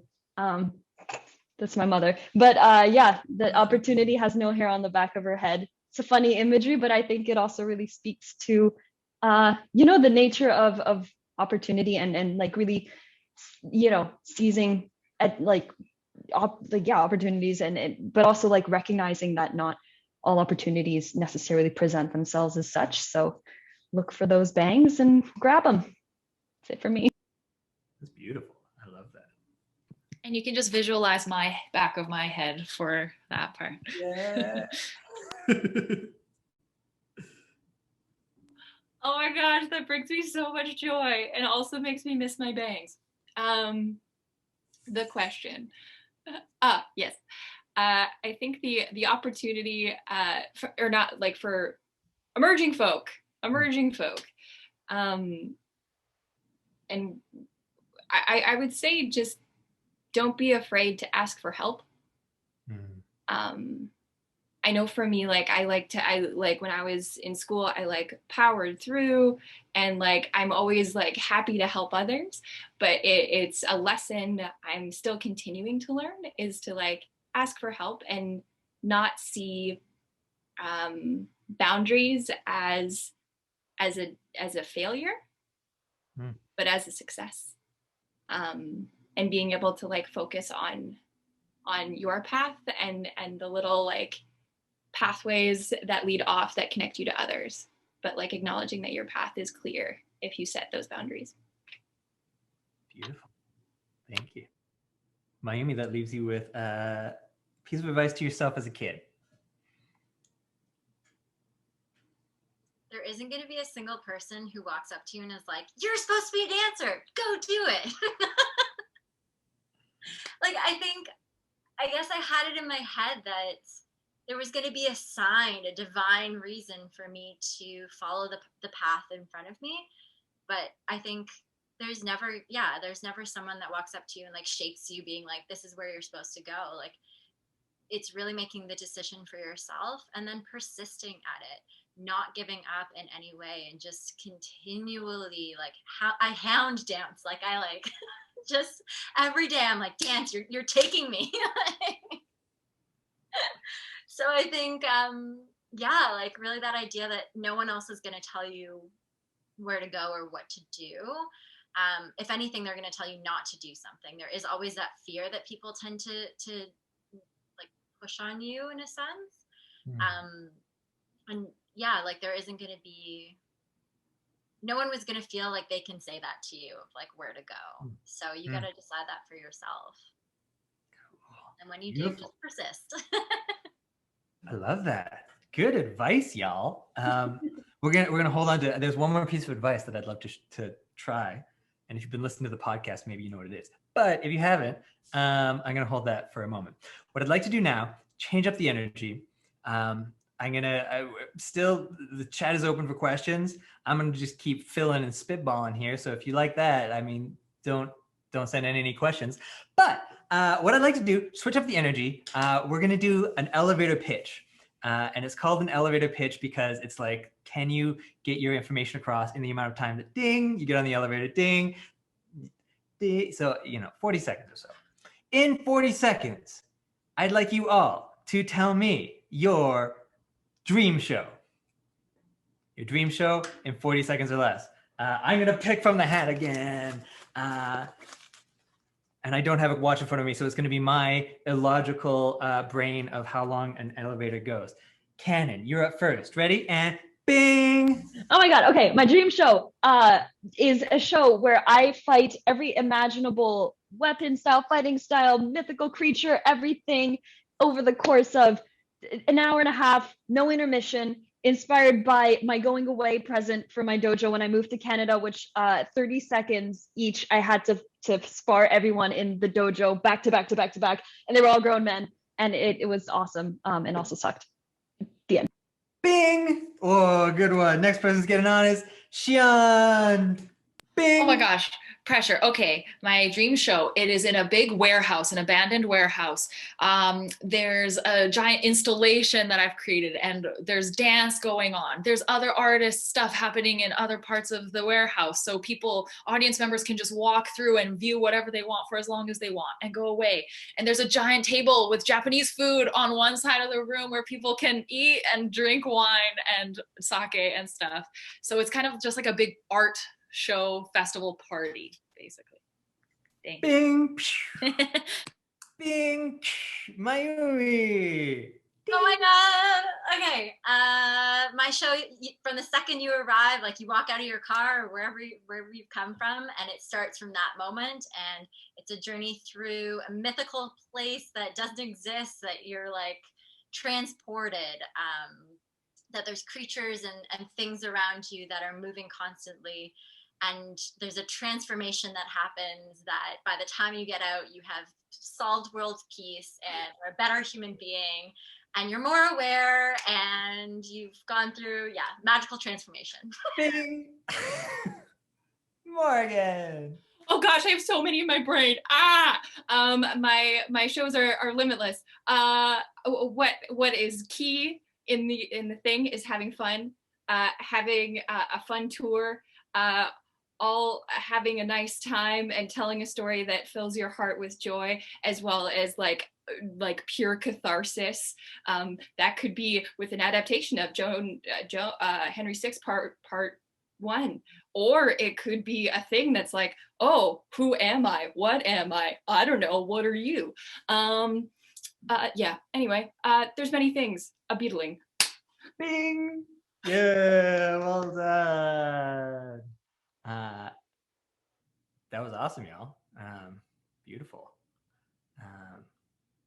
My turn. Bing. Welcome to the world of Crime and Punishment, reinterpreted as a dance theater show. It has not only the lines of within the scenes, but it's dance and interpreted. It's got video projection. It's got sets that move. It's got 5 characters boiled down to get the classic of Crime and Punishment within a 60 to 70 minute structure. Poof. Thanks, y'all. It's coming. It's coming. I'm going to do it in May. That was awesome. Thanks, y'all. Okay, now coming back to my advice idea that I'd like one last offering of advice that I think, I don't know everyone would do, but as full of vinegar young artists, I think now's the time to try. So I'd like you now each to offer yourself a piece of advice to you in the future. Like when you got all the wrinkles and you got all the grays and you are a well-heralded person within your field after working for however many years and decades. What is a piece of advice that you now would like to offer you then?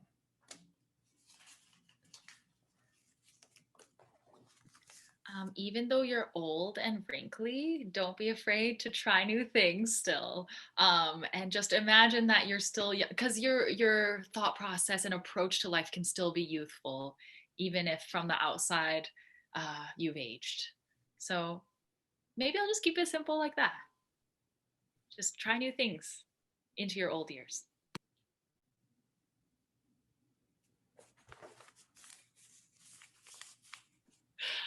Keep doing your physio so that you can still do the things that you like, aka intricate hand movements for baking certain goods and delicious treats. Do your physio. I'm so sorry. Did I go when it was Morgan's turn? No, Okay. This was my threat of who's going next. But Oh, okay. Oh, I thought I missed seeing you hold up Morgan's name, and I was like, did I take over? I'm sorry if I took over the space, y'all. No, it's great.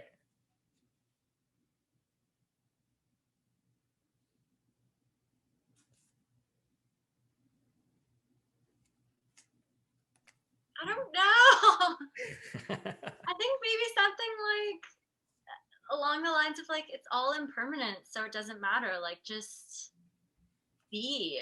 You've made such a difference, and trust that difference. Trust that you've had an impact, and whatever impact that you have left is great. I don't know. That's a hard one. That was it. I guess that leaves me. I have no idea what wisdom I could offer to my old wrinkly self. I guess first I would offer an apology that I know I'm going to be very embarrassing to look back on, so I'm sorry about that. And I guess, I have no idea what wisdom I could offer. Maybe just, I expect my hair is going to thin out a lot as I grow older, so maybe my advice would be make sure that toupee fits, check the back before you go outside. That's it for me. That's good. That's a good advice there. Love it, gang. what I'd now like to offer each of you is one question to someone else on the panel. After something that we've done, yeah, it's you get to choose.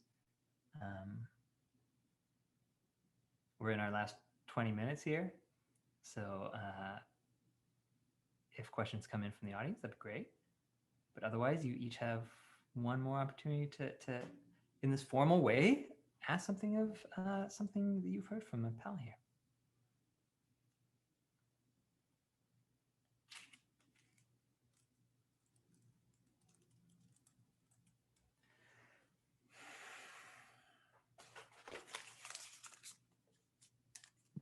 Okay. Done. Oh wow, Oh, I'm psychic. Actually, can I ask everybody what their favorite Japanese food is? If they have one or multiple, that's okay. But I love takoyaki so much, and I eat it pretty much every day when I go to Japan. I also have such a soft spot for the konbini onigiris that you unwrap and with the umeboshi inside. So good. And okonomiyaki as well.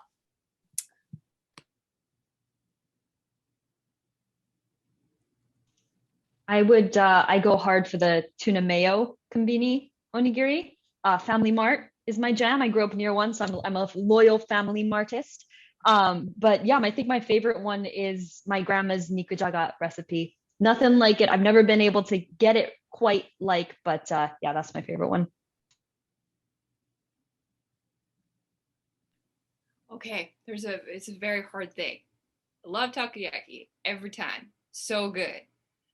I really like making tamago, like, because it's just like the layering of everything, and mostly because my grandpa taught me and it's really fun.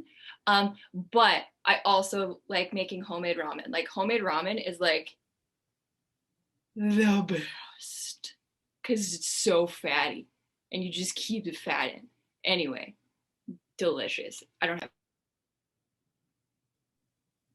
have too many to list. I'm like, everything? Like, I love sukiyaki. I love mochi. I make mochi every year with my grandfather, which I didn't this year, which was heartbreaking. And every New Year's we always do like a sushi party as well. And I love futomaki. I love satsumake, kamaboko, like everything. Like, I went to the Japanese grocery store this weekend, and I think I spent like $150 just like, don't need any of this, but eating it all. Like, so good. Yeah, my mom really did a great job of bringing that in, and it was always like a treat. So I think there's a particular affinity for Japanese food for me. Nice. Mine is my uncle makes futomaki, and so when I get futomaki in a store, it's like, it's okay, but it's not the same. I also inari. I always order one inari, and it's my last piece of sushi that I eat. Good question. We're getting down to the wire. We do actually have some questions from the audience. So no, I want to keep going on this first. Morgan, question for your friends, please. Gosh, I've had Zoom for forever. I got excited by food. What is your, in your artistic practice, a moment where you knew you were in the right place and doing the thing?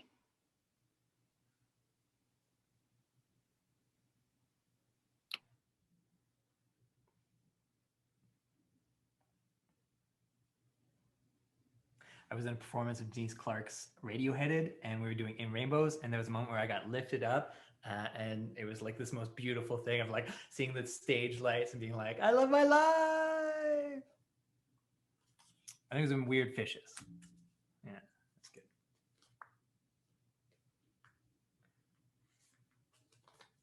Now or never. Opportunity doesn't have hair in the back of her head. We're running out of time there, gang. I'm gonna say when Peggy Baker knew my name, I was like, oh, I'm in the right thing. She's like a dance god. I'm like, when a dance god knows who you are, you're like, golden. Beautiful. The last live performance that I put on was with my duo that I have with my partner, Stefan Nazarovich, called Olive Theory, and we were doing the piano wire amplified piano wire installation sculpture at a venue called Left of Main in Vancouver. This was in October 2019. It's like, oh, pre-COVID times. And we thought, we were there like, I don't know if anybody will come, like maybe just our parents. We have no idea because we didn't really know what the response was going to be. And we did 2 shows that night and they both sold out, and our community just showed up for us. And after each performance, we use violin bows to bow on these amplified piano wires, and we handed out violin bows to everyone, and we're like, you go and interact with this installation. And people were having just a great time. And that just like, it makes me want to cry even thinking about it, especially just thinking about a live show and like interacting with friends and family. But yeah, I think that's my favorite memory. Leaves me again. Call me Asian, but I think it's hard for me to pick like, you know, a moment from the shows. So what came to my mind was when my mom, you know, gave me encouraging words. I was like, oh, thanks, Mom. That was it. I think that was that for me. Nice, good one. Ah.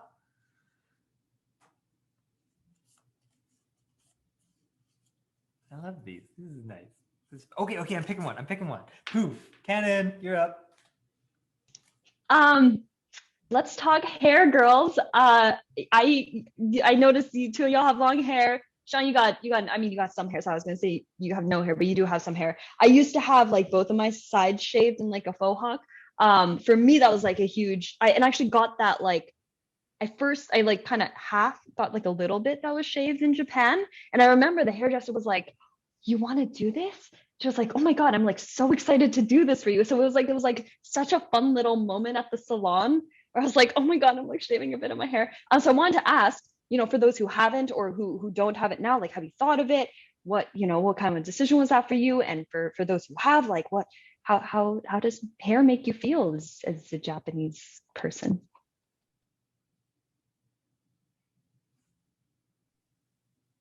When I met Shion, I was like, I want that hairstyle. It's gonna happen in the next 6 months, probably. I'll let you know when it happens because it will. But we will make a dance piece together then. Yes, after. That's what's gonna be the spur of why I do it. We're gonna have like a choreography moment. We're like, okay. But I have like an undercut. I mean, it's COVID, so it's really hard to shave that myself. So it's not the nicest right now.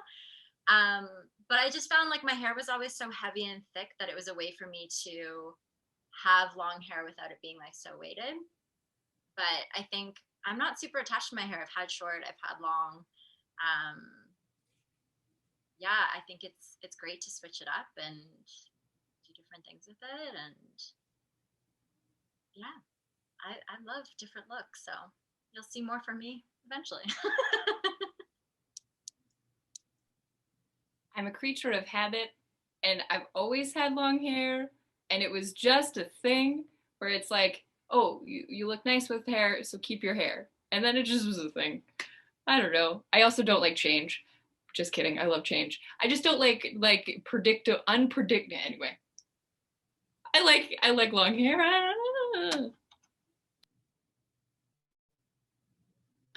Oh my gosh. Yeah, I had hair down to my butt for a really, really long time. That was my look. And my hair's also really thick as well. So it was like super heavy, like washing it, my arms would get so tired. And so, yeah, my hair was like really, really long for a long time, and it definitely became a security blanket for me. And so there was a point where I was just like, I'm just gonna chop it off. And I didn't go straight to the buzzed head though. I think I did shoulder and then just got shorter and shorter. So I had like kind of bangs, a pixie cut for a while. And then just with dancing as well, like hair getting in my eyes is so annoying. So this was a nice way to just have my eyes like no obstruction, and I love all the sensation I can feel on my head now, like dancing and rolling on the floor or like against a wall or another human feels awesome. I've had an undercut forever, like as long as I've had long hair, I've had undercut because it's just so much. Even now it's like so much, and I've always thinned it I had like professional thinning shears, but recently, I mean, is this messed up? I don't know. Ever since I saw Maui in Moana, I was like, you know what? I'm gonna let it like get more bushy. And if you're friends with me on Instagram, I posted my bushy hair the other day, and it's real bushy. This is all slicked back from shower, but yeah, it gets poof, it gets big, and so I'm trying to rock that. I think it does need a cut though.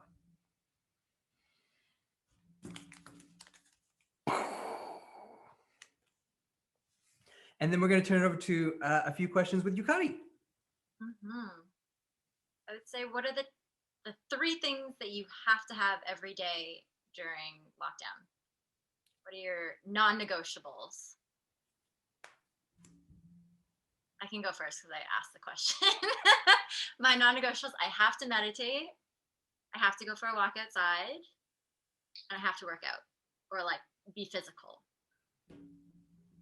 If I can get that done, golden. Good day.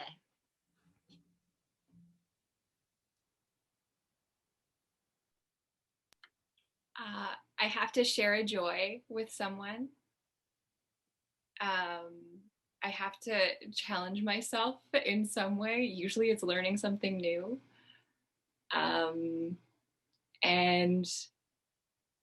I have to have coffee. I never was a coffee but now it's a moment where I sit with my partner and we have like an hour coffee date every morning, and it's like what keeps me sane, even though sometimes I want to skip it, but then I just end up there. So yeah.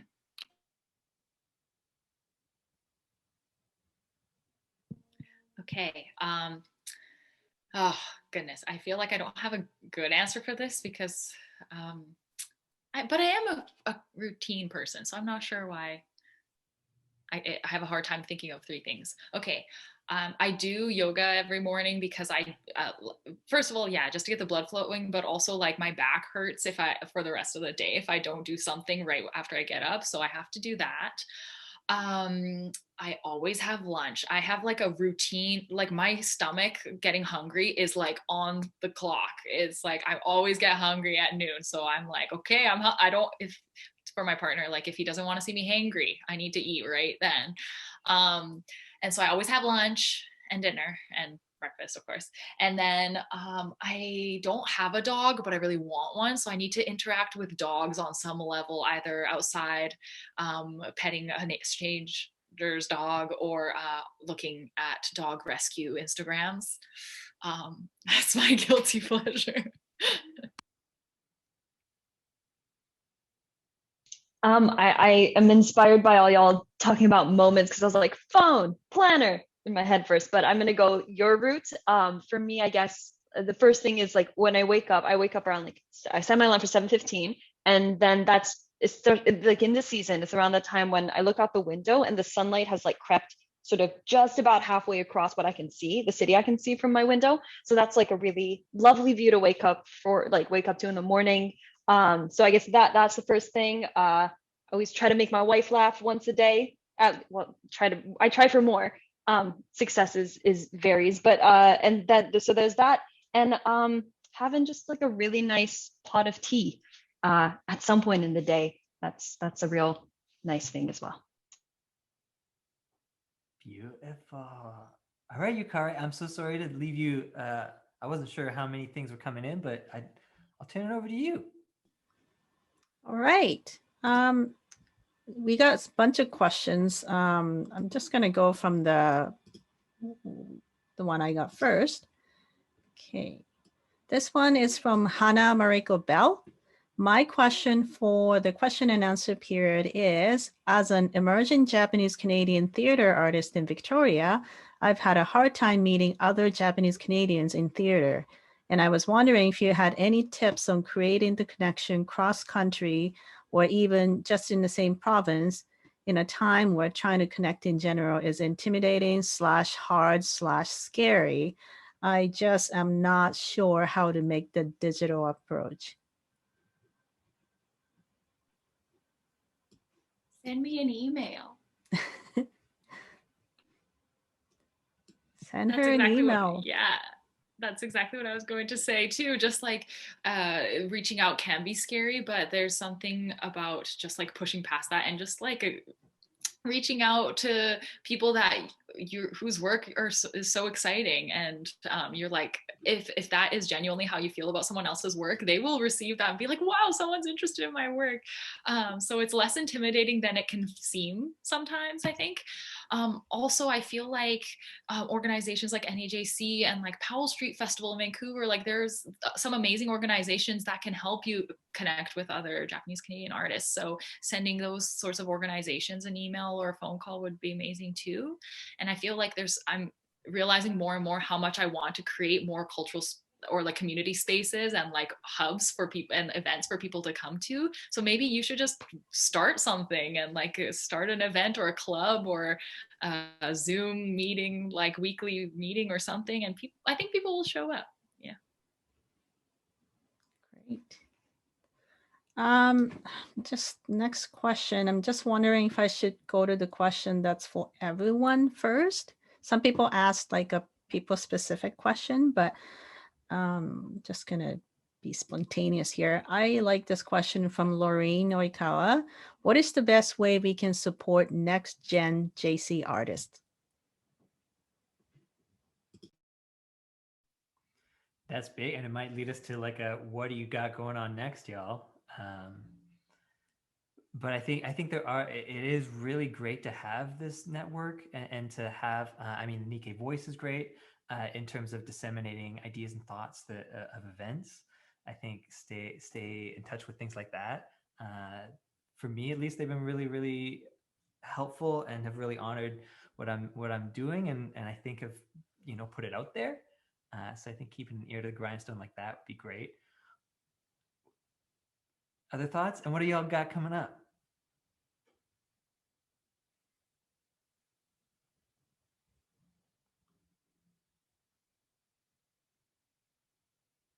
Oh, okay. Nothing. Cool. All right. I think like mentorship opportunities are huge and apprenticeship is huge.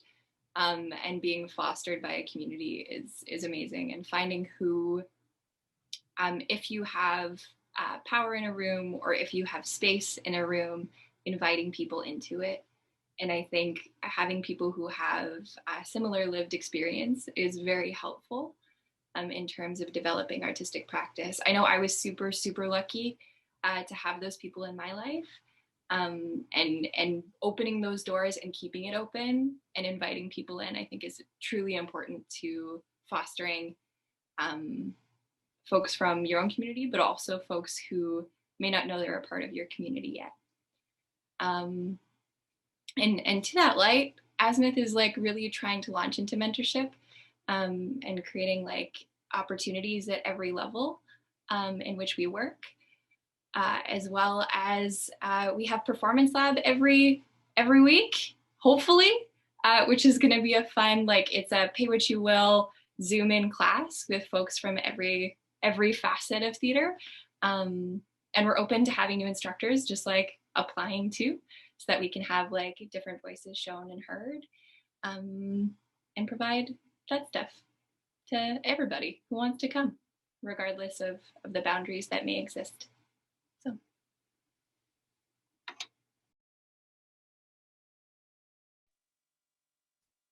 feel like a share goes a long way, a like goes a long way,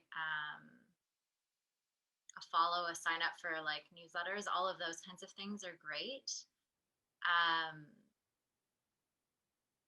But I think the thing that would speak the most to me is like inviting a friend who isn't part of the Japanese community to come to see a show or to take part in something that we are doing that, that crossing communities is a great thing. So bringing other eyes, other voices in means a lot, because yes, we're able to gather Japanese Canadians, but it's also like sharing our stories with other people who may not know. And all of us in this room right now know that the Japanese internment happened, but how many people across Canada don't? So I think that kind of sharing is incredibly important.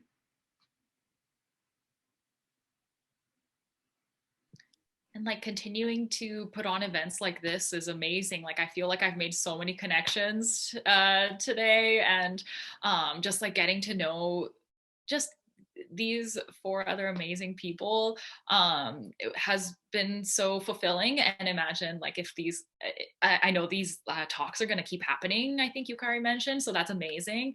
And I just know for myself, like I'm going to really keep an eye out for events like this, to just like continue forging more relationships with Japanese Canadian artists. I feel like I just can't believe how many of us are here. And like, I'm like, how was I just not connected for so long? And so, I also feel like an artist, like Morgan was saying, a mentorship would be amazing, or like some kind of like a sponsored like history lesson, or like just like some really knowledgeable person leading you through like a series of workshops to talk about the internment camps and that history of Japanese Canadian like folks, or like an artist residency where you can like take that history and then recreate something new with like a totally modern twist or something. I don't know. Just like new events and new opportunities would be amazing.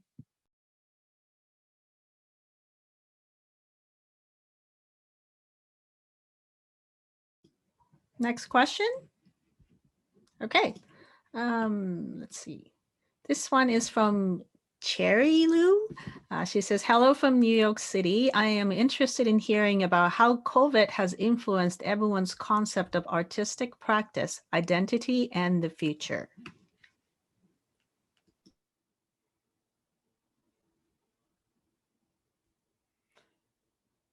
That's a big one. That's a big one when so much of our practice as dance and theater folks has been to come together. I'll speak personally that there's this built-in mentality, and as much as you try and safeguard against it, it still permeates the idea that if you're any good, you're going to be working.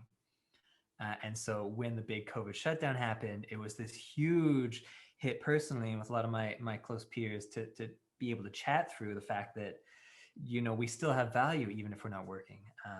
And feeling that and resonating with that was a really big process early on for me. And then thank you to the Nikkei National Museum and Cultural Center to help me do the podcast, because that was a thing I've always loved, that kind of conversation style. And so to be able to shift into that kind of artistry and connect with other artists was huge, a real blessing when I needed it. How are y'all?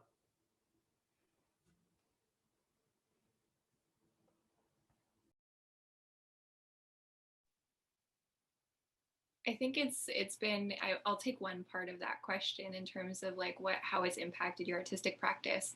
I think it's all about adaptation and like thinking of this time rather than a product-based approach as in a process-based approach. And the product, it doesn't impact, it doesn't need to be the pinnacle. It's about the journey to get there and about learning new skills along the way. And I think for most art practitioners right now, it's about adaptation. And I'm so excited for what the art will be when we can gather again with this collection of new skills. Like, it's gonna be lit.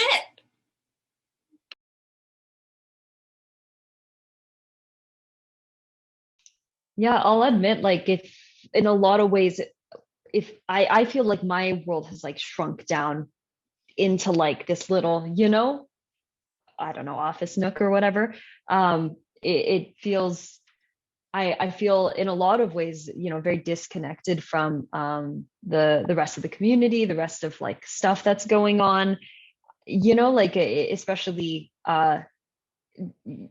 it feels simultaneously like a lot of opportunities to see things has opened up because a lot of places are now putting stuff online, but at the same time, you know, time zone differences, sometimes you're just tired, what have you. And it's like it's been I think for me like a journey of trying to navigate trying to feel like I can still create stuff in this like, you know, isolation, and especially when you can't be in a room with your collaborators, there's a lot of like spontaneity and bouncing off of ideas and stuff that doesn't happen. take this opportunity to plug a bit, but it really applies to this show that I've been working on with Tomoe Arts, calling out Tomoe Arts. It's premiering on Friday the 26th. It's called Lady M Power. But that's something that we've been working on for, I think, like close to a year now, like in some capacity, like from when sort of the idea generated. And we were hoping to like meet up all in Vancouver and do this like dance responsive sound and video piece. But then of course, you know, COVID happened, those plans got tanked. And so we've all really, it's been like an ongoing journey of figuring out, okay, like how do we capture those, you know, ideas, moments of spontaneity, especially like there's so much that gets lost when like you're just sending drafts of like a video back and forth. There's so much that, you know, in the moment that you could otherwise do in the room of like, oh, that was awesome. Like, wait, can you like try that again? Or can you do this a bit differently? It's harder to like try to be like, oh, this timestamp in the video, can you do this thing more? And it's like, I don't even know how exactly I did that and stuff. But it's been like, but at the same time, it's been such, like it's been so informative about just like my practice and illuminating for myself how I work and yeah, anyway, it's really cool. I hope y'all check it out. But there's been, yeah, I don't know. I think COVID has been like in many ways, it's been a very, very learning journey, and simultaneously feeling very small, but having access to a larger scene. And it's a weird paradox that never really feels like it's quite settled.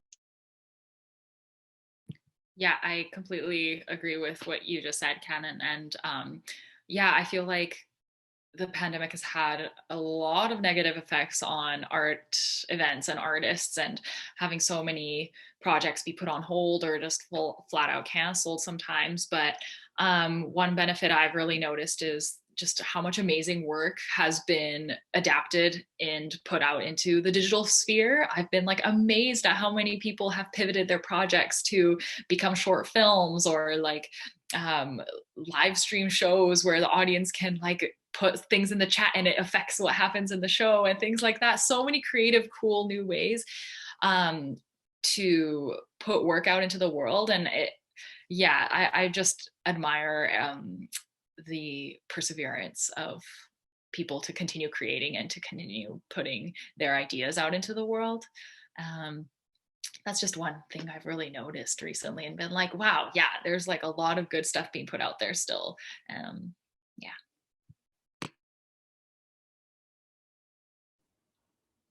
All right, my friends. I want to say huge thank you to everyone for coming and hanging with us, to our pals here on screen, our pals off screen. Thank you for sharing space time and reverberations for us. Thanks to our East Coast pals, who it's now 10 p.m. there, Mayumi. Oh my goodness. It really was an honor to share these ideas and thoughts. And I believe we have a dear pal who made this happen from NAJC.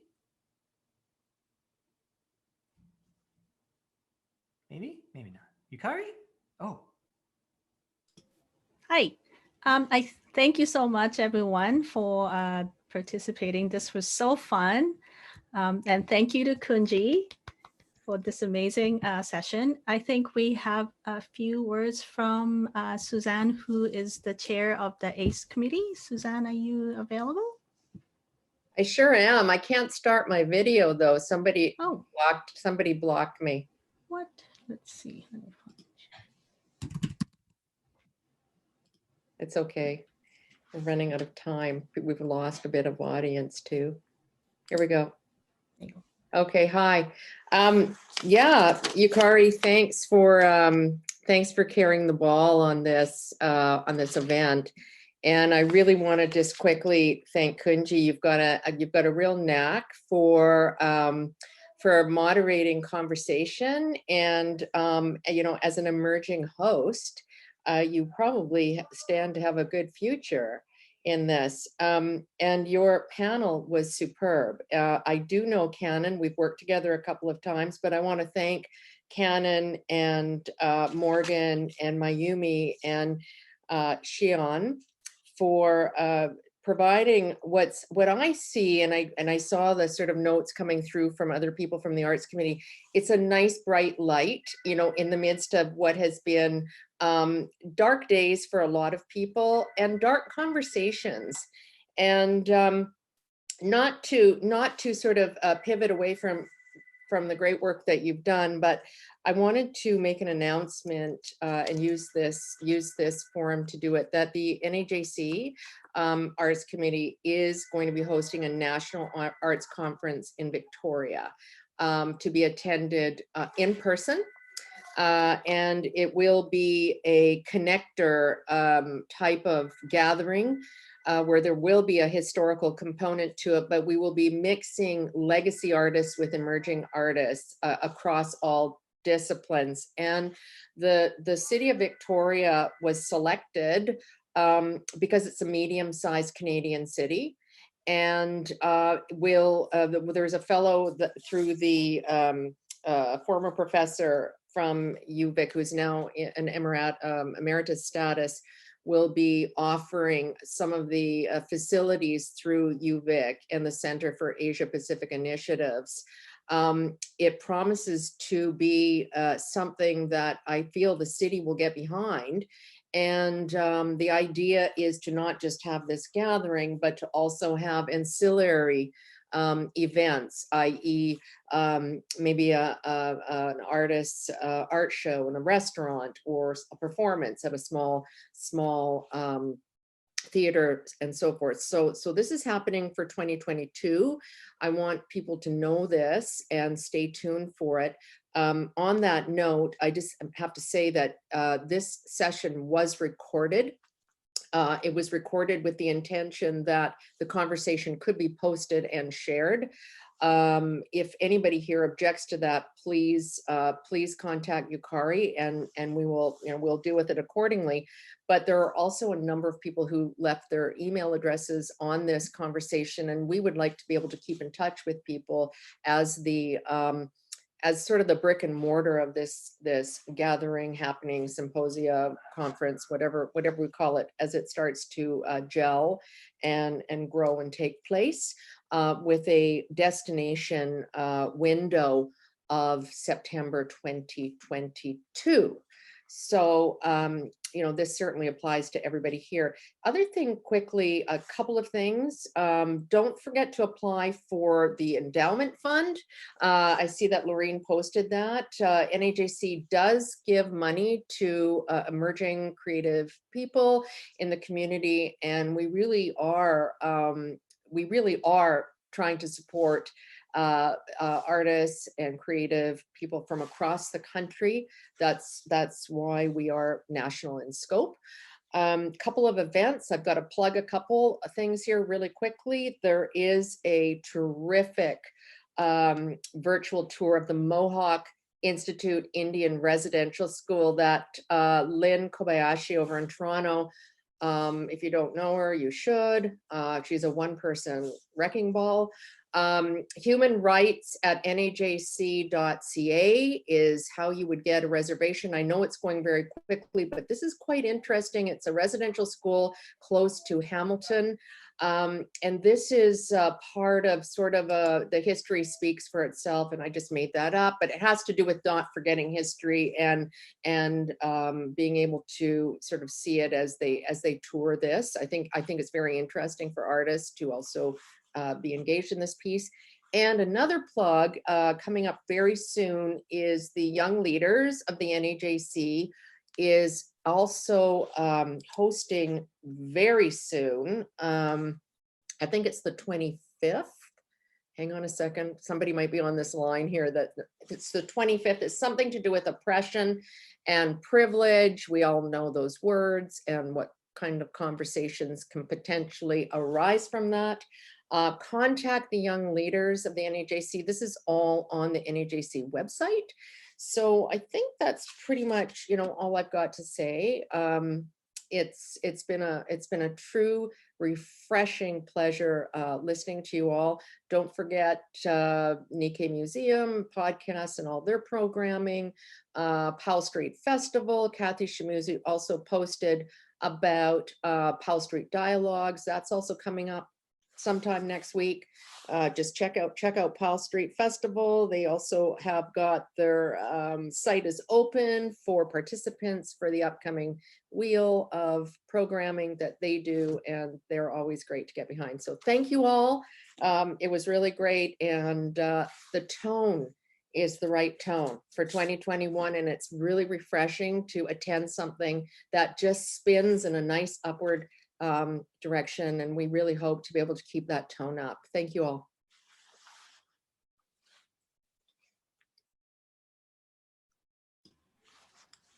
Thank you, everyone. Any last word, Kunji?